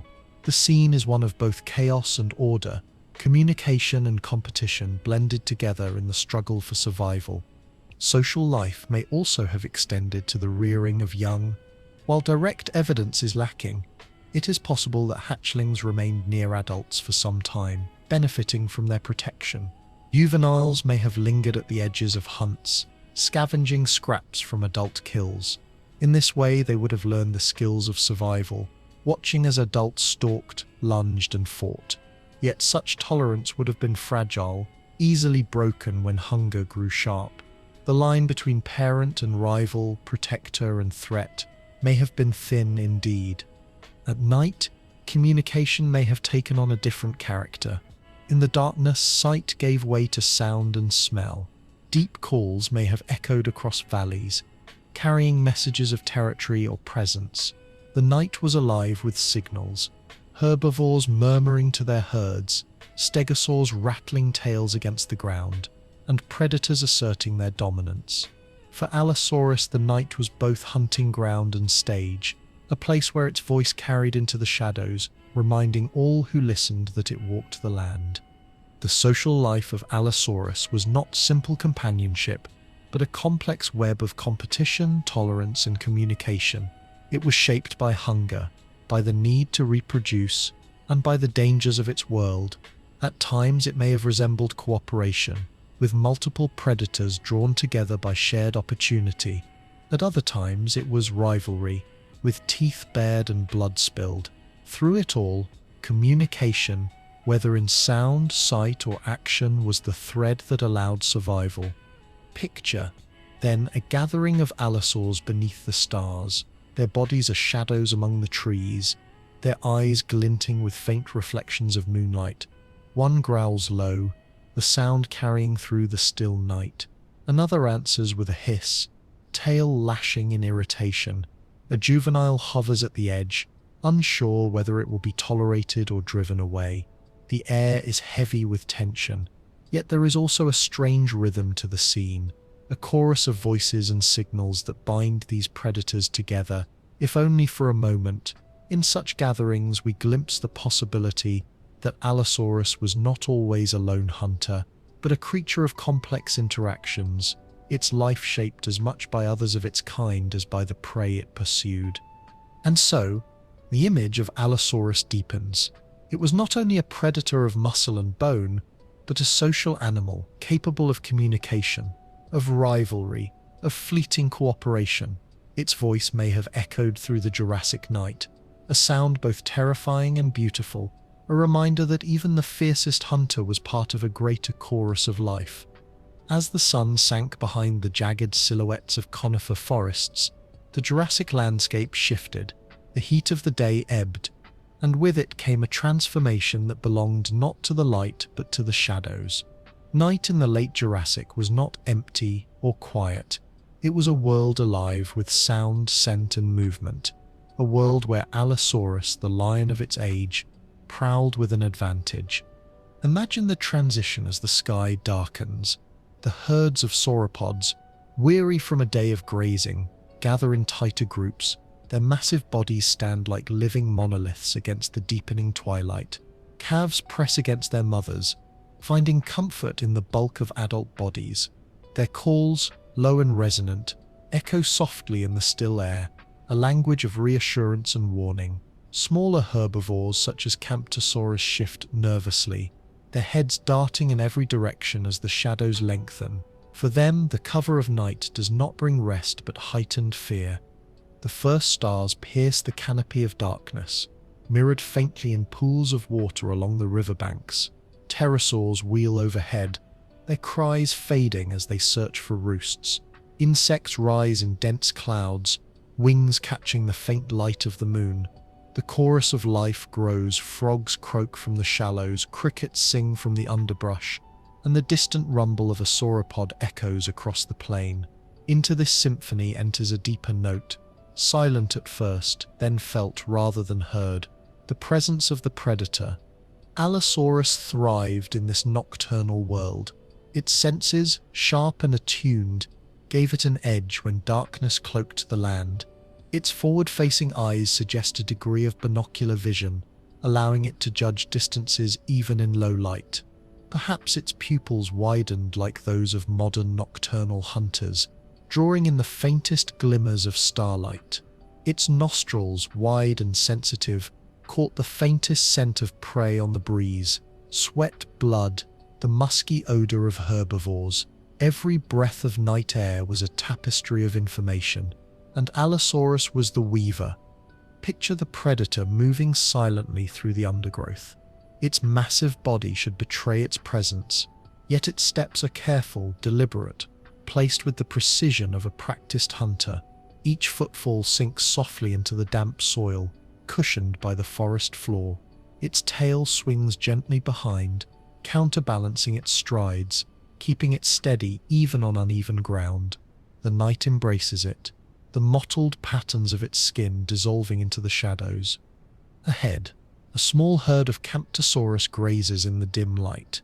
They snap nervously at ferns, their ears twitching at every sound. One lifts its head suddenly, nostrils flaring. The faint scent of the predator is in the air, but it is too late. From the shadows, the Allosaurus lunges. Its body erupts from concealment, jaws parting wide, teeth glinting in the moonlight. A scream shatters the night as the herd scatters, their bodies colliding in panic, dust rising in a silver cloud. The predator's jaws clamp onto the flank of its chosen victim, claws raking, teeth slicing. In moments, the forest is alive with chaos. The thunder of fleeing feet, the cries of prey, the low rumble of the predator as it secures its kill. The night world gave Allosaurus not only the cover of darkness, but the element of fear. In the silence of dusk, herbivores never knew from where danger might emerge. Every rustle in the ferns, every snap of a branch became a threat. Allosaurus used this tension to its advantage, striking when its prey was most vulnerable. Distracted, half-blind in the dark, their herds scattered by fear. But not every night hunt ended in success. Prey fought back. A stegosaur, cornered in the moonlight, lashes out with its spiked tail. The predator, lunging too close, reels back as the weapon whips through the air, the tip grazing its flank.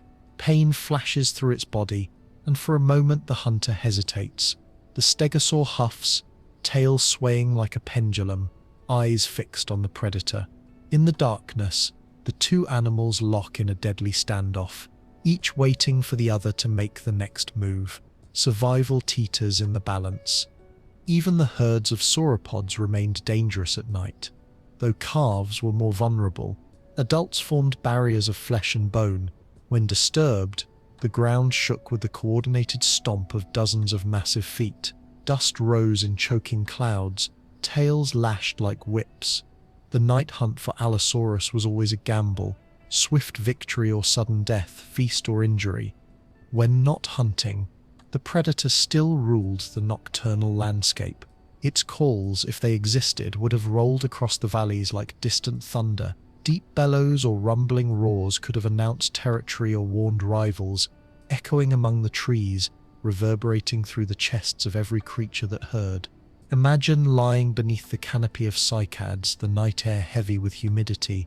When such a call breaks the silence, the forest freezes, the insects hush, even the sauropods pause, their heads rising in wary stillness. The sound fades, but the fear it carries lingers like a shadow. Night also provided opportunity for scavenging. The scent of death travelled far in the cool air, and Allosaurus, guided by its nose, could locate their carcasses with precision. Perhaps a sauropod had died of disease, its massive body lying still under the stars. Flies buzz around it and pterosaurs circle overhead, but it is the predator who arrives to claim the prize. Its jaws tear into decaying flesh, indifferent to the stench. In the stillness of night, scavenging was safer. Fewer competitors roamed, and the cover of darkness cloaked the predator's feast. The moonlit hours also shaped the predator's social interactions. At night, multiple allosaurs might gather at a kill, their eyes gleaming faintly in the dark. They circled one another warily, jaws snapping in warning, tails lashing. The largest fed first, their jaws cracking through muscle and bone, while smaller or weaker individuals lingered on the edges, waiting for scraps. The sounds of tearing flesh, snapping bones, and low growls filled the air, mingling with the scent of blood. For those who dared approach, the night was as much about rivalry as about feeding. Yet not every moment of the night was violent. Picture an Allosaurus resting beneath the open sky, its body stretched across the ground, its breath rising in slow rhythm. Above, the stars blaze with a brilliance unknown to us in our light-polluted world. The predator's eyes, half closed, reflect faint starlight. For a time it is still, conserving energy, its body mending the micro-tears of muscle, its mind hovering between wakefulness and the instinctive vigilance of a hunter. In these quiet hours, the night belonged not only to violence but to survival in its simplest form: rest, recovery, and readiness for the next pursuit. The night world of Allosaurus was not simply the absence of day, but an ecosystem transformed. Herbivores grew restless, their defenses stretched thinner by darkness. Predators gained the upper hand, their senses guiding them through shadows. Every rustle, every cry, every gust of wind carried meaning, shaping the choices of those who lived beneath the stars. Allosaurus, with its size, senses, and cunning, was among the greatest beneficiaries of this transformation, a predator whose shadow fell even darker beneath the light of the moon. And so, as the night stretched on, the cycle continued. Hunts succeeded or failed, rivals clashed or coexisted, prey lived or died. When dawn's first light crept across the horizon, painting the land in shades of pink and gold, the world shifted once more. The predator, belly full or still hungry, retreated to the shade of forests, to rest until night returned. For in the world of Allosaurus, the darkness was not an interlude, but a stage upon which life and death played their most vivid dramas. To understand Allosaurus, one must look not only at its bones or its prey, but also at the land itself. The landscapes of the late Jurassic were more than a backdrop. They were active participants in the predator's life. Each valley, each forest, each river shaped how Allosaurus hunted, how it lived, and even how it died. The environment was not passive. It dictated opportunities, imposed limits, and constantly shifted the balance between predator and prey. Imagine standing in the heart of what would one day be the Morrison Formation, the great fossil bed of the western United States. The land stretches wide, a mosaic of ecosystems, floodplains spread across the horizon, punctuated by forests of towering conifers. Cycads rise like stout, spiky shrubs, while ferns carpet the ground in green. Horsetails sprout along the banks of rivers, their stems swaying in the breeze. The air is thick with warmth and moisture, heavy with the scents of resin, mud, and life. This land is ancient and restless, sculpted by the slow grinding of tectonic plates and the ceaseless flow of rivers. The rivers are the lifeblood of the land. They wind through valleys, carrying silt and nutrients that nourish the plains.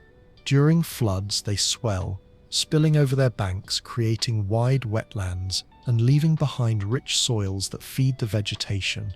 In dry seasons, the same rivers shrink, reduced to shallow channels or stagnant pools. For Allosaurus, these cycles were critical. When water was plentiful, prey spread widely, grazing across lush landscapes. When drought came, herds clustered tightly around dwindling water sources, and predators were drawn with them. Opportunity and scarcity alike were dictated by the rivers. The floodplains themselves were hunting grounds, open and expansive. They allowed Allosaurus to see herds from great distances, yet they were also treacherous. Mud and water could trap both predator and prey. Fossil evidence from sites like Cleveland Lloyd suggests that muddy ground may have claimed dozens of allosaurs, luring them with the promise of easy meals only to ensnare them. Imagine a young sauropod trapped in a mire, struggling helplessly. The cries echo across the plain, drawing predators from miles away.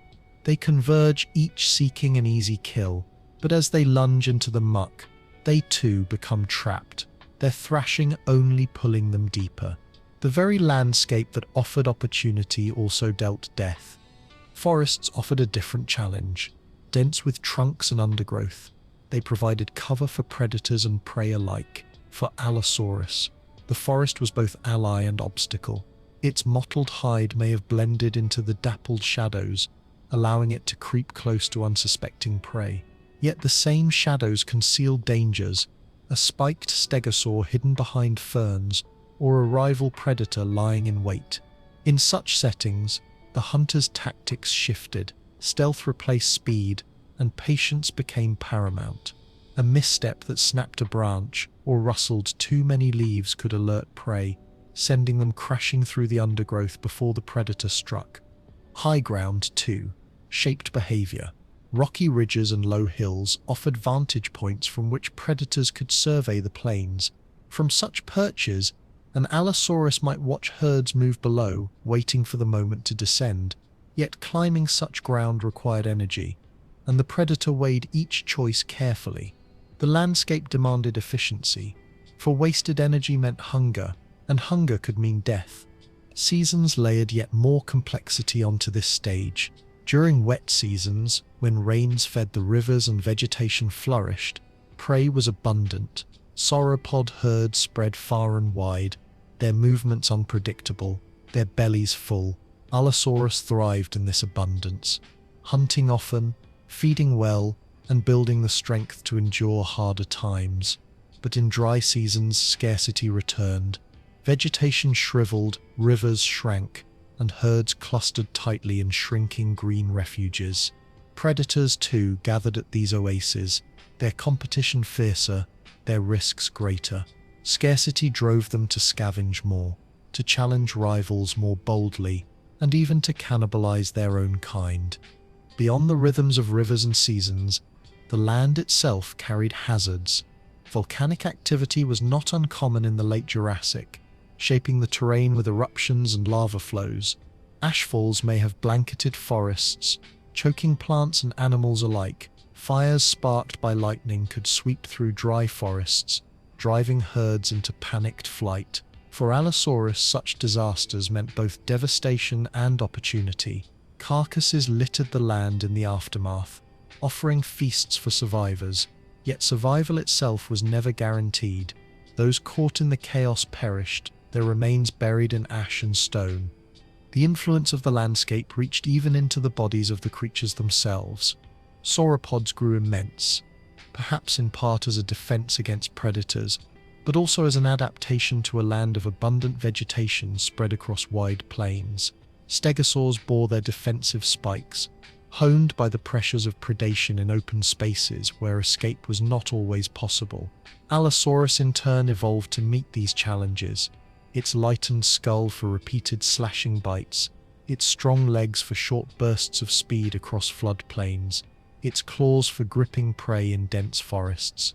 Predator and prey alike were shaped by the land that sustained them. The night, too, was defined by the landscape. Moonlight shimmered on river surfaces, silvering the plains, shadows deepened beneath trees, creating pockets of invisibility where predators could hide. In open ground, the moon exposed movement from far away, while in forests it vanished into darkness. Allosaurus, attuned to both, moved easily between these worlds, its senses guiding it where eyes alone could not.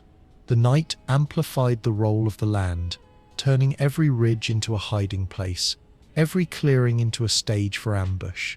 Fossil evidence even suggests that droughts may have left mass graves, where herds perished around drying waterholes. Among their bones, predators' remains are found, suggesting that allosaurs too succumbed to the same scarcity. The land was impartial. It gave life through abundance and took it away through famine. Allosaurus, for all its power, was not immune. Picture one such drought. The river is reduced to a trickle, its banks cracked and dry. Dust fills the air, clinging to every surface. Herds crowd the last pools, their bodies gaunt, their eyes sunken with thirst. Predators linger at the edges, ribs visible beneath their skin, their steps slower than before. An Allosaurus lowers its head to drink, its tongue flicking at the muddy water. Across the pool, a rival stands, equally desperate, equally determined. Their eyes meet, and in the heat of scarcity, violence flares. The land itself has driven them to this moment, their rivalry sharpened by drought, their survival balanced on the edge of water and hunger. In the grand story of Allosaurus, the landscape was not merely scenery but a constant partner, shaping every choice, every hunt, every survival. The rivers drew prey and predator together. The forests offered concealment and danger. The floodplains promised abundance but also entrapment. The seasons swung between feast and famine. The very ground itself rose and shifted, creating traps, refuges, and battlegrounds. To walk with Allosaurus is to walk not only with the predator but with the land that made it. Its world was alive with texture and rhythm, a dynamic stage where survival was written in the interaction of flesh, bone, and earth. Without the rivers, without the forests, without the cycles of drought and flood, Allosaurus would not have been the predator we know. It was not only a creature of evolution but a creature of place, its life inseparable from the landscapes of the late Jurassic. And as we step away from this vision of land and predator, we see the truth. The environment did not simply hold Allosaurus, it defined it. Every scar on its bones, every strategy it employed, every success and failure of its hunts was tied to the influence of rivers, plains, forests, and seasons. The landscape was not the backdrop of its life, but the architect of its existence. The story of Allosaurus does not end with its extinction in the deep past. In many ways, it truly begins again in our own age, with the painstaking work of paleontologists who unearthed its bones from the stone of the American West. To trace the science of Allosaurus's discovery is to follow a parallel journey of struggle, rivalry, and revelation, not among Jurassic predators this time, but among the scientists who sought to understand them. The first bones of what we now call Allosaurus were discovered in the late 19th century, during one of the most tumultuous periods in the history of paleontology, the Bone Wars. Two rival paleontologists, Othniel Charles Marsh and Edward Drinker Cope, raced furiously against one another to unearth and name as many new species as possible. Their rivalry was fierce, marked by sabotage, secrecy, and an insatiable hunger for discovery. In the midst of this chaos, Allosaurus emerged. In 1877, the first fragmentary remains were unearthed in Colorado. The bones were incomplete. A few vertebrae, pieces of ribs, part of a limb, but they hinted at a large carnivorous dinosaur unlike any yet described. Marsh gave it the name Allosaurus fragilis, meaning fragile different lizard. The term fragile referred not to weakness, but to the delicate construction of its vertebrae, which were lighter and more complex than those of many other dinosaurs known at the time. These adaptations, far from signs of weakness, spoke of an agile and efficient predator. As more bones surfaced, a clearer picture began to emerge. Throughout the Morrison Formation, stretching across modern-day Colorado, Utah, Wyoming, and Montana, fossil hunters uncovered skeletons of Allosaurus in abundance. Unlike some dinosaurs known from only a handful of specimens, Allosaurus became one of the best represented carnivores of the Jurassic.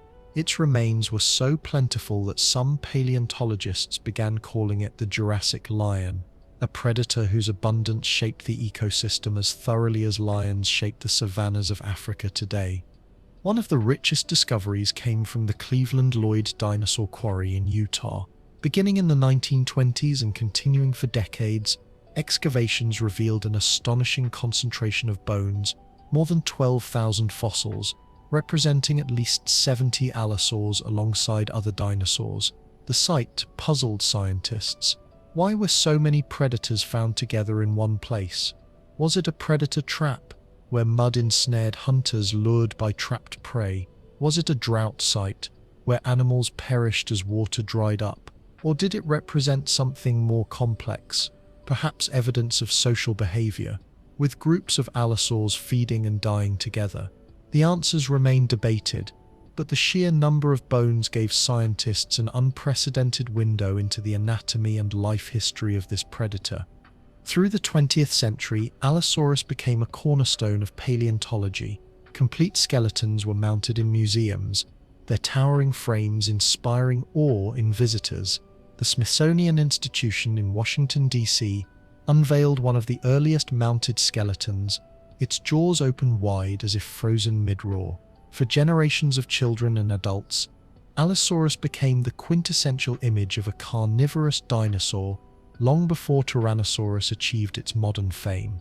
Scientific study deepened as techniques advanced. In the mid-20th century, paleontologists began examining growth rings in bones, much like the rings of trees, to understand how Allosaurus grew. These studies revealed rapid growth rates, with juveniles reaching large sizes in only a few years. Others examined pathologies, injuries preserved in bone, to reconstruct the predator's battles with prey and rivals. Each scar and fracture became a story, each healed bone a testament to survival. By the late 20th and early 21st centuries, technology revolutionized the study of Allosaurus. CT scanning allowed scientists to peer inside fossilized skulls, reconstructing brain cavities and inner ear structures. These studies suggested that Allosaurus had keen balance and senses well suited for a predator. Biomechanical models tested theories of how it fed, including the hatchet hypothesis, which proposed that it struck prey with powerful downward blows of its head and neck. Others studied its bite force, concluding that while it lacked the bone-crushing power of Tyrannosaurus, it excelled in inflicting repeated slashing wounds. Debate flourished. Did Allosaurus hunt cooperatively, or was it simply a solitary predator drawn to carcasses that attracted others of its kind? Did it prefer smaller prey like Camptosaurus, or did it truly tackle giant sauropods, relying on strategy and persistence? Was it primarily an ambush hunter, or did it engage in short pursuits? Each question fueled research, each discovery adding nuance to the predator's image. The science of discovery was not only about fossils in the field, but about how these bones were interpreted in the broader context of life. Allosaurus became a key figure in understanding Jurassic ecosystems. Its abundance suggested it played a central role in regulating herbivore populations, preventing herds from overrunning landscapes. Its injuries revealed the ferocity of its prey, particularly stegosaurs, whose spiked tails left devastating wounds. Its growth rates hinted at life histories shaped by rapid maturation, ensuring survival in a dangerous world. Beyond the science, Allosaurus also captured imaginations in culture and media. In the early 20th century, it appeared in paintings and dioramas, stalking herds of sauropods across ancient floodplains. Later, it became a star of films, documentaries, and children's books. Long before Velociraptor or Spinosaurus entered popular culture, Allosaurus reigned as the great movie predator. a symbol of primeval ferocity. The science of discovery did more than fill museum halls. It shaped the way generations imagined the prehistoric world. Even today, discoveries continue. New sites in Portugal and Tanzania have revealed additional species of Allosaurids, suggesting that this lineage was more widespread than once thought. Each new skeleton adds to the mosaic, refining our understanding of their diversity, distribution, and role in ecosystems. The science of discovery is ongoing, with paleontologists still unearthing fossils, still debating behaviors, still piecing together lives from fragments of bone. Yet perhaps the most profound part of this story lies in what Allosaurus teaches us about science itself. Knowledge is not fixed but ever evolving. The first fragmentary bones in 1877 told only of a mysterious carnivore with delicate vertebrae. Over the decades, that mystery unfolded into a rich portrait of an apex predator, its life revealed in anatomy, scars, and abundance. But questions remain, and each answer leads to new mysteries. Science is not about finality, but about the pursuit, the willingness to follow clues into the unknown, just as Allosaurus once followed scents across its Jurassic world. Picture a paleontologist kneeling in the dust of a Utah quarry, carefully brushing sediment from a tooth. The sun beats down, the wind stirs grit across the ground. In that tooth, serrated and curved, lies a story 150 million years old. It is a story of hunts and rivalries, of growth and survival, of landscapes and cycles long vanished. It is also a story of human curiosity, of our need to know, to piece together the fragments of a lost world. The science of discovery is not only about dinosaurs, it is about us, about the ways we connect with the deep past through bones turned to stone. And so the journey of Allosaurus continues, not in the forests and plains of the Jurassic, but in laboratories, museums, and the imaginations of all who encounter it. Its bones whisper across millions of years, reminding us that the story of life is vast, unfinished, and always waiting to be uncovered. For over a century, Allosaurus has stood not only as a subject of science, but also as a creature of imagination. Its bones, pulled from the sandstone of the Morrison Formation, have long since left the quiet of the earth to stride across pages, paintings, and silver screens. The predator that once hunted the floodplains of the Jurassic has become an icon, a symbol of prehistoric power woven into the stories we tell ourselves about deep time. To explore the myths and popular culture surrounding Allosaurus is to trace how science and imagination entwine, shaping the way we see this predator, not only as it was, but as we wish to remember it. When the first skeletons were mounted in museums in the early 20th century, Allosaurus became one of the first truly complete images of a carnivorous dinosaur. Before Tyrannosaurus rose to global fame, it was Allosaurus that dominated halls of natural history. Its towering skeletons greeted visitors with open jaws and outstretched claws, frozen in eternal menace. For children and adults alike, these mounts were not static bones but windows into a vanished age, sparking dreams of creatures that once roamed the earth with unchallenged dominance. In these early years, paleontologists and artists alike imagined Allosaurus with a reptilian bearing, cold-blooded, sluggish, when not in pursuit, its posture sprawling. Paintings by Charles R. Knight, one of the most influential paleo-artists of the early 20th century, often depicted Allosaurus standing with tail dragging along the ground, its body lizard-like, its movements heavy. These images, though outdated today, captured imaginations for generations.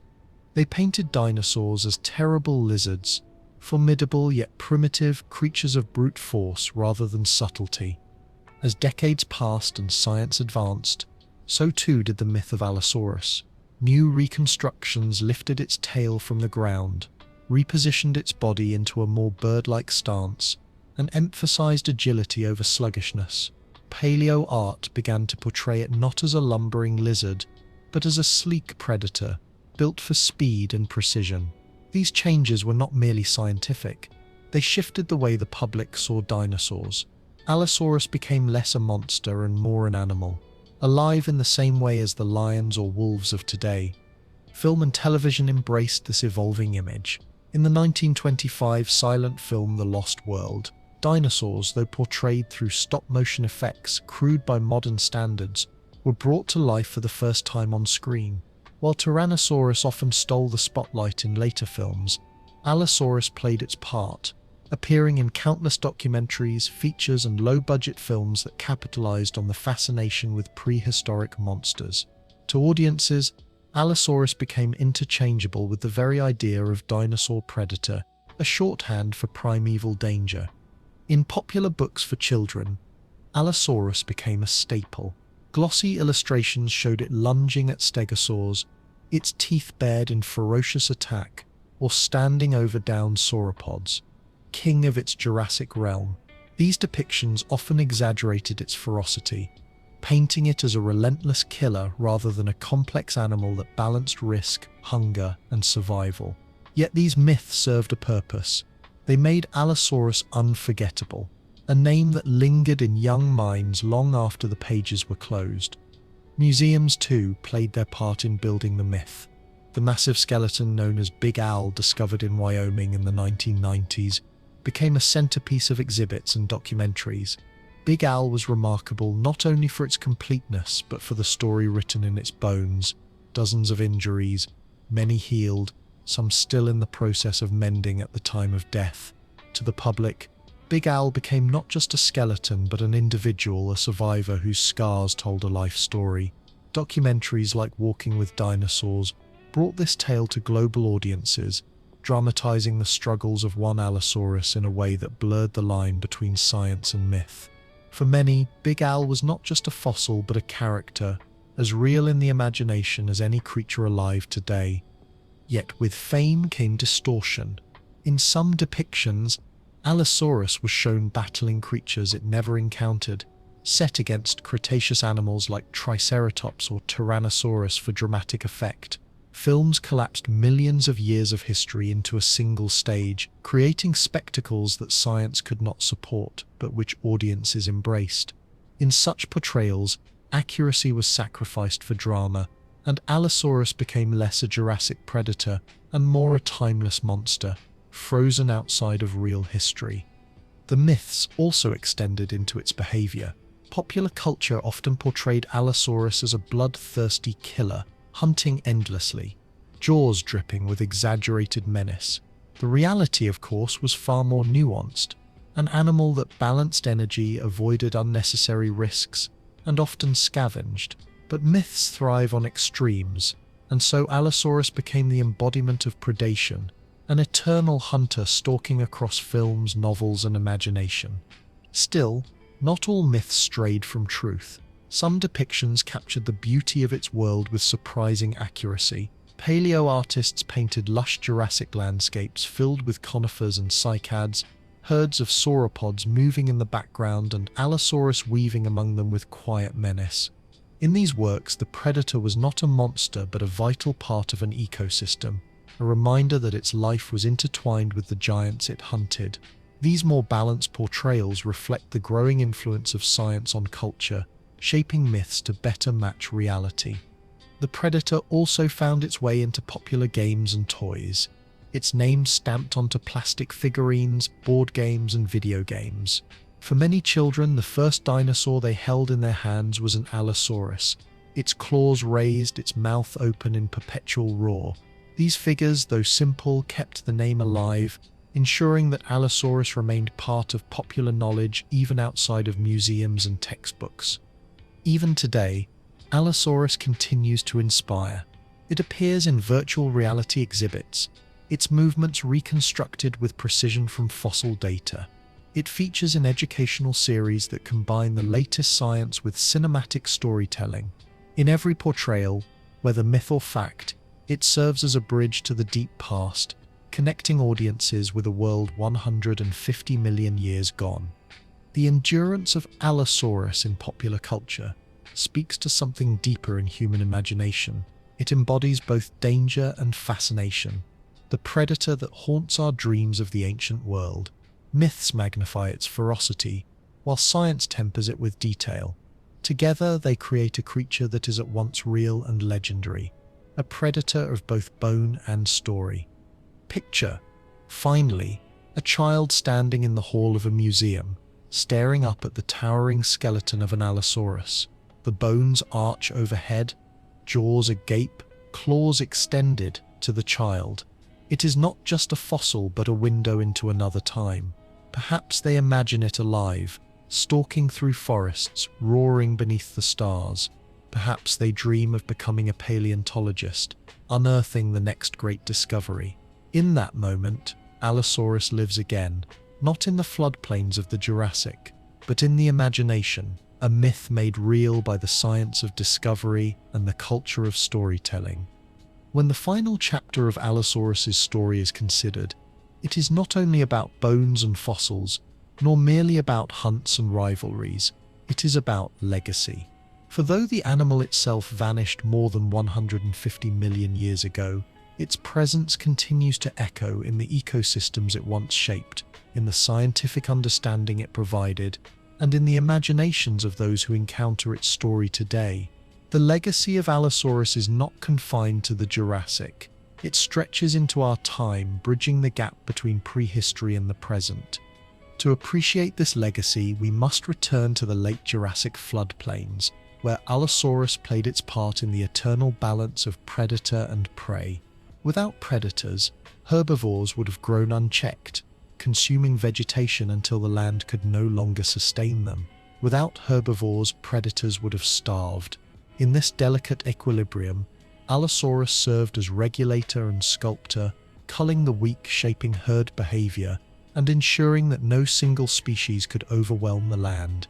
Its legacy is woven into the very structure of those ancient ecosystems, as essential as the rivers that flowed or the forests that grew.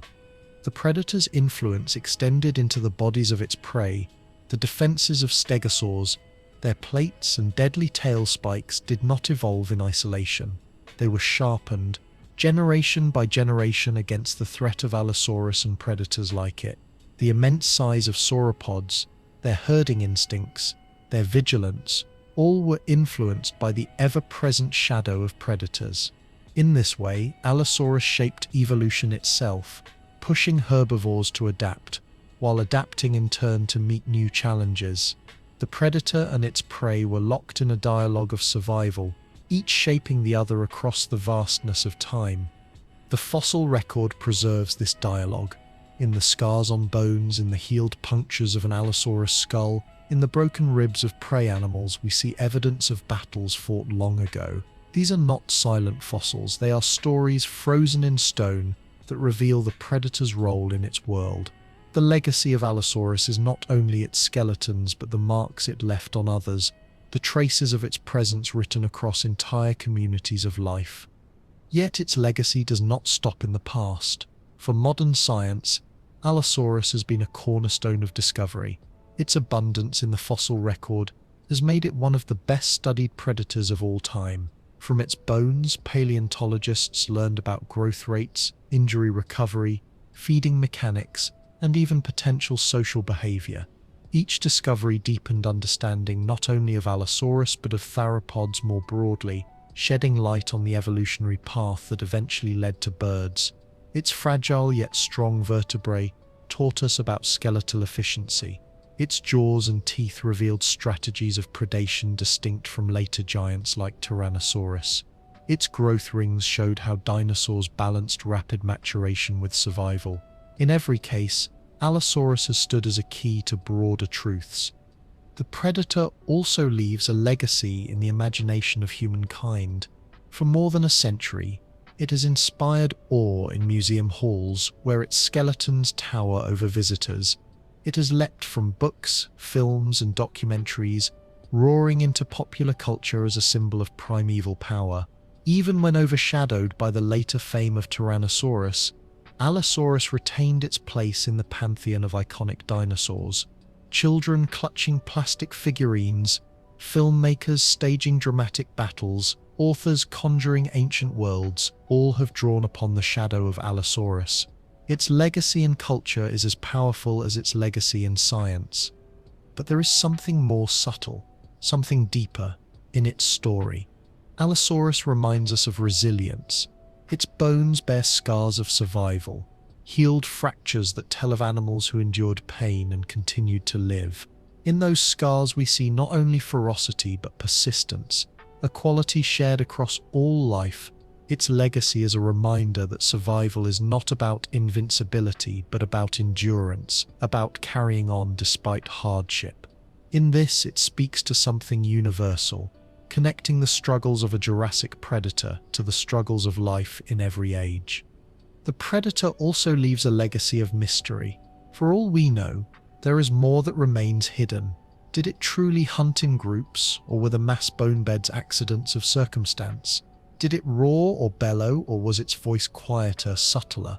What colors adorned its skin? What patterns helped it vanish into forest shadows? These questions linger, their answers locked in stone or lost forever. And yet, in this mystery lies part of its enduring power. Allosaurus is not simply a creature of facts but of wonder, a reminder that the past is vast and not fully knowable, that there will always be room for imagination alongside science. Legacy also lies in the way Allosaurus connects us to deep time. When we stand before its fossils, we are reminded that life is ancient, that countless generations lived and died before humans ever walked the earth. We see in its bones the reality of extinction, the truth that even the mightiest predator can vanish, leaving only stone behind. And in that truth, we see a reflection of ourselves, a reminder that all species, even our own, are part of the same fragile story of life. Consider the vision of an Allosaurus at sunset, standing tall against the horizon. Its shadow stretches long across the floodplain, its breath rising in plumes as the day cools. Behind it, herds of sauropods graze, the eternal balance of predator and prey playing out once more. That moment, frozen in imagination, is its legacy, a creature both ordinary and extraordinary, living its life with no thought of future fame, yet leaving a mark that would endure across eons. Today, when children press their faces to glass cases in museums, or when audiences sit spellbound as documentaries bring the predator to life, Allosaurus continues its role, not as a hunter but as a teacher. It teaches us about ecosystems, about adaptation, about resilience and fragility alike. It teaches us that life is not static but ever-changing, shaped by pressures, opportunities, and challenges. It teaches us humility, reminding us that humans are but the latest participants in a much older story. And so the legacy of Allosaurus is many things at once. It is ecological, written in the scars of prey. It is scientific, carried in the bones that revealed so much of dinosaur biology. It is cultural, alive in films, books, and imagination. And it is philosophical, reminding us of endurance, extinction, and our place in the continuum of life. Few creatures of the past can claim such a multifaceted inheritance, and fewer still continue to inspire awe so long after their disappearance. As we reflect on Allosaurus, we see not just a predator but a legacy that transcends time. Its roars may no longer echo across Jurassic valleys, but they echo still in the hearts of those who study, imagine, and remember.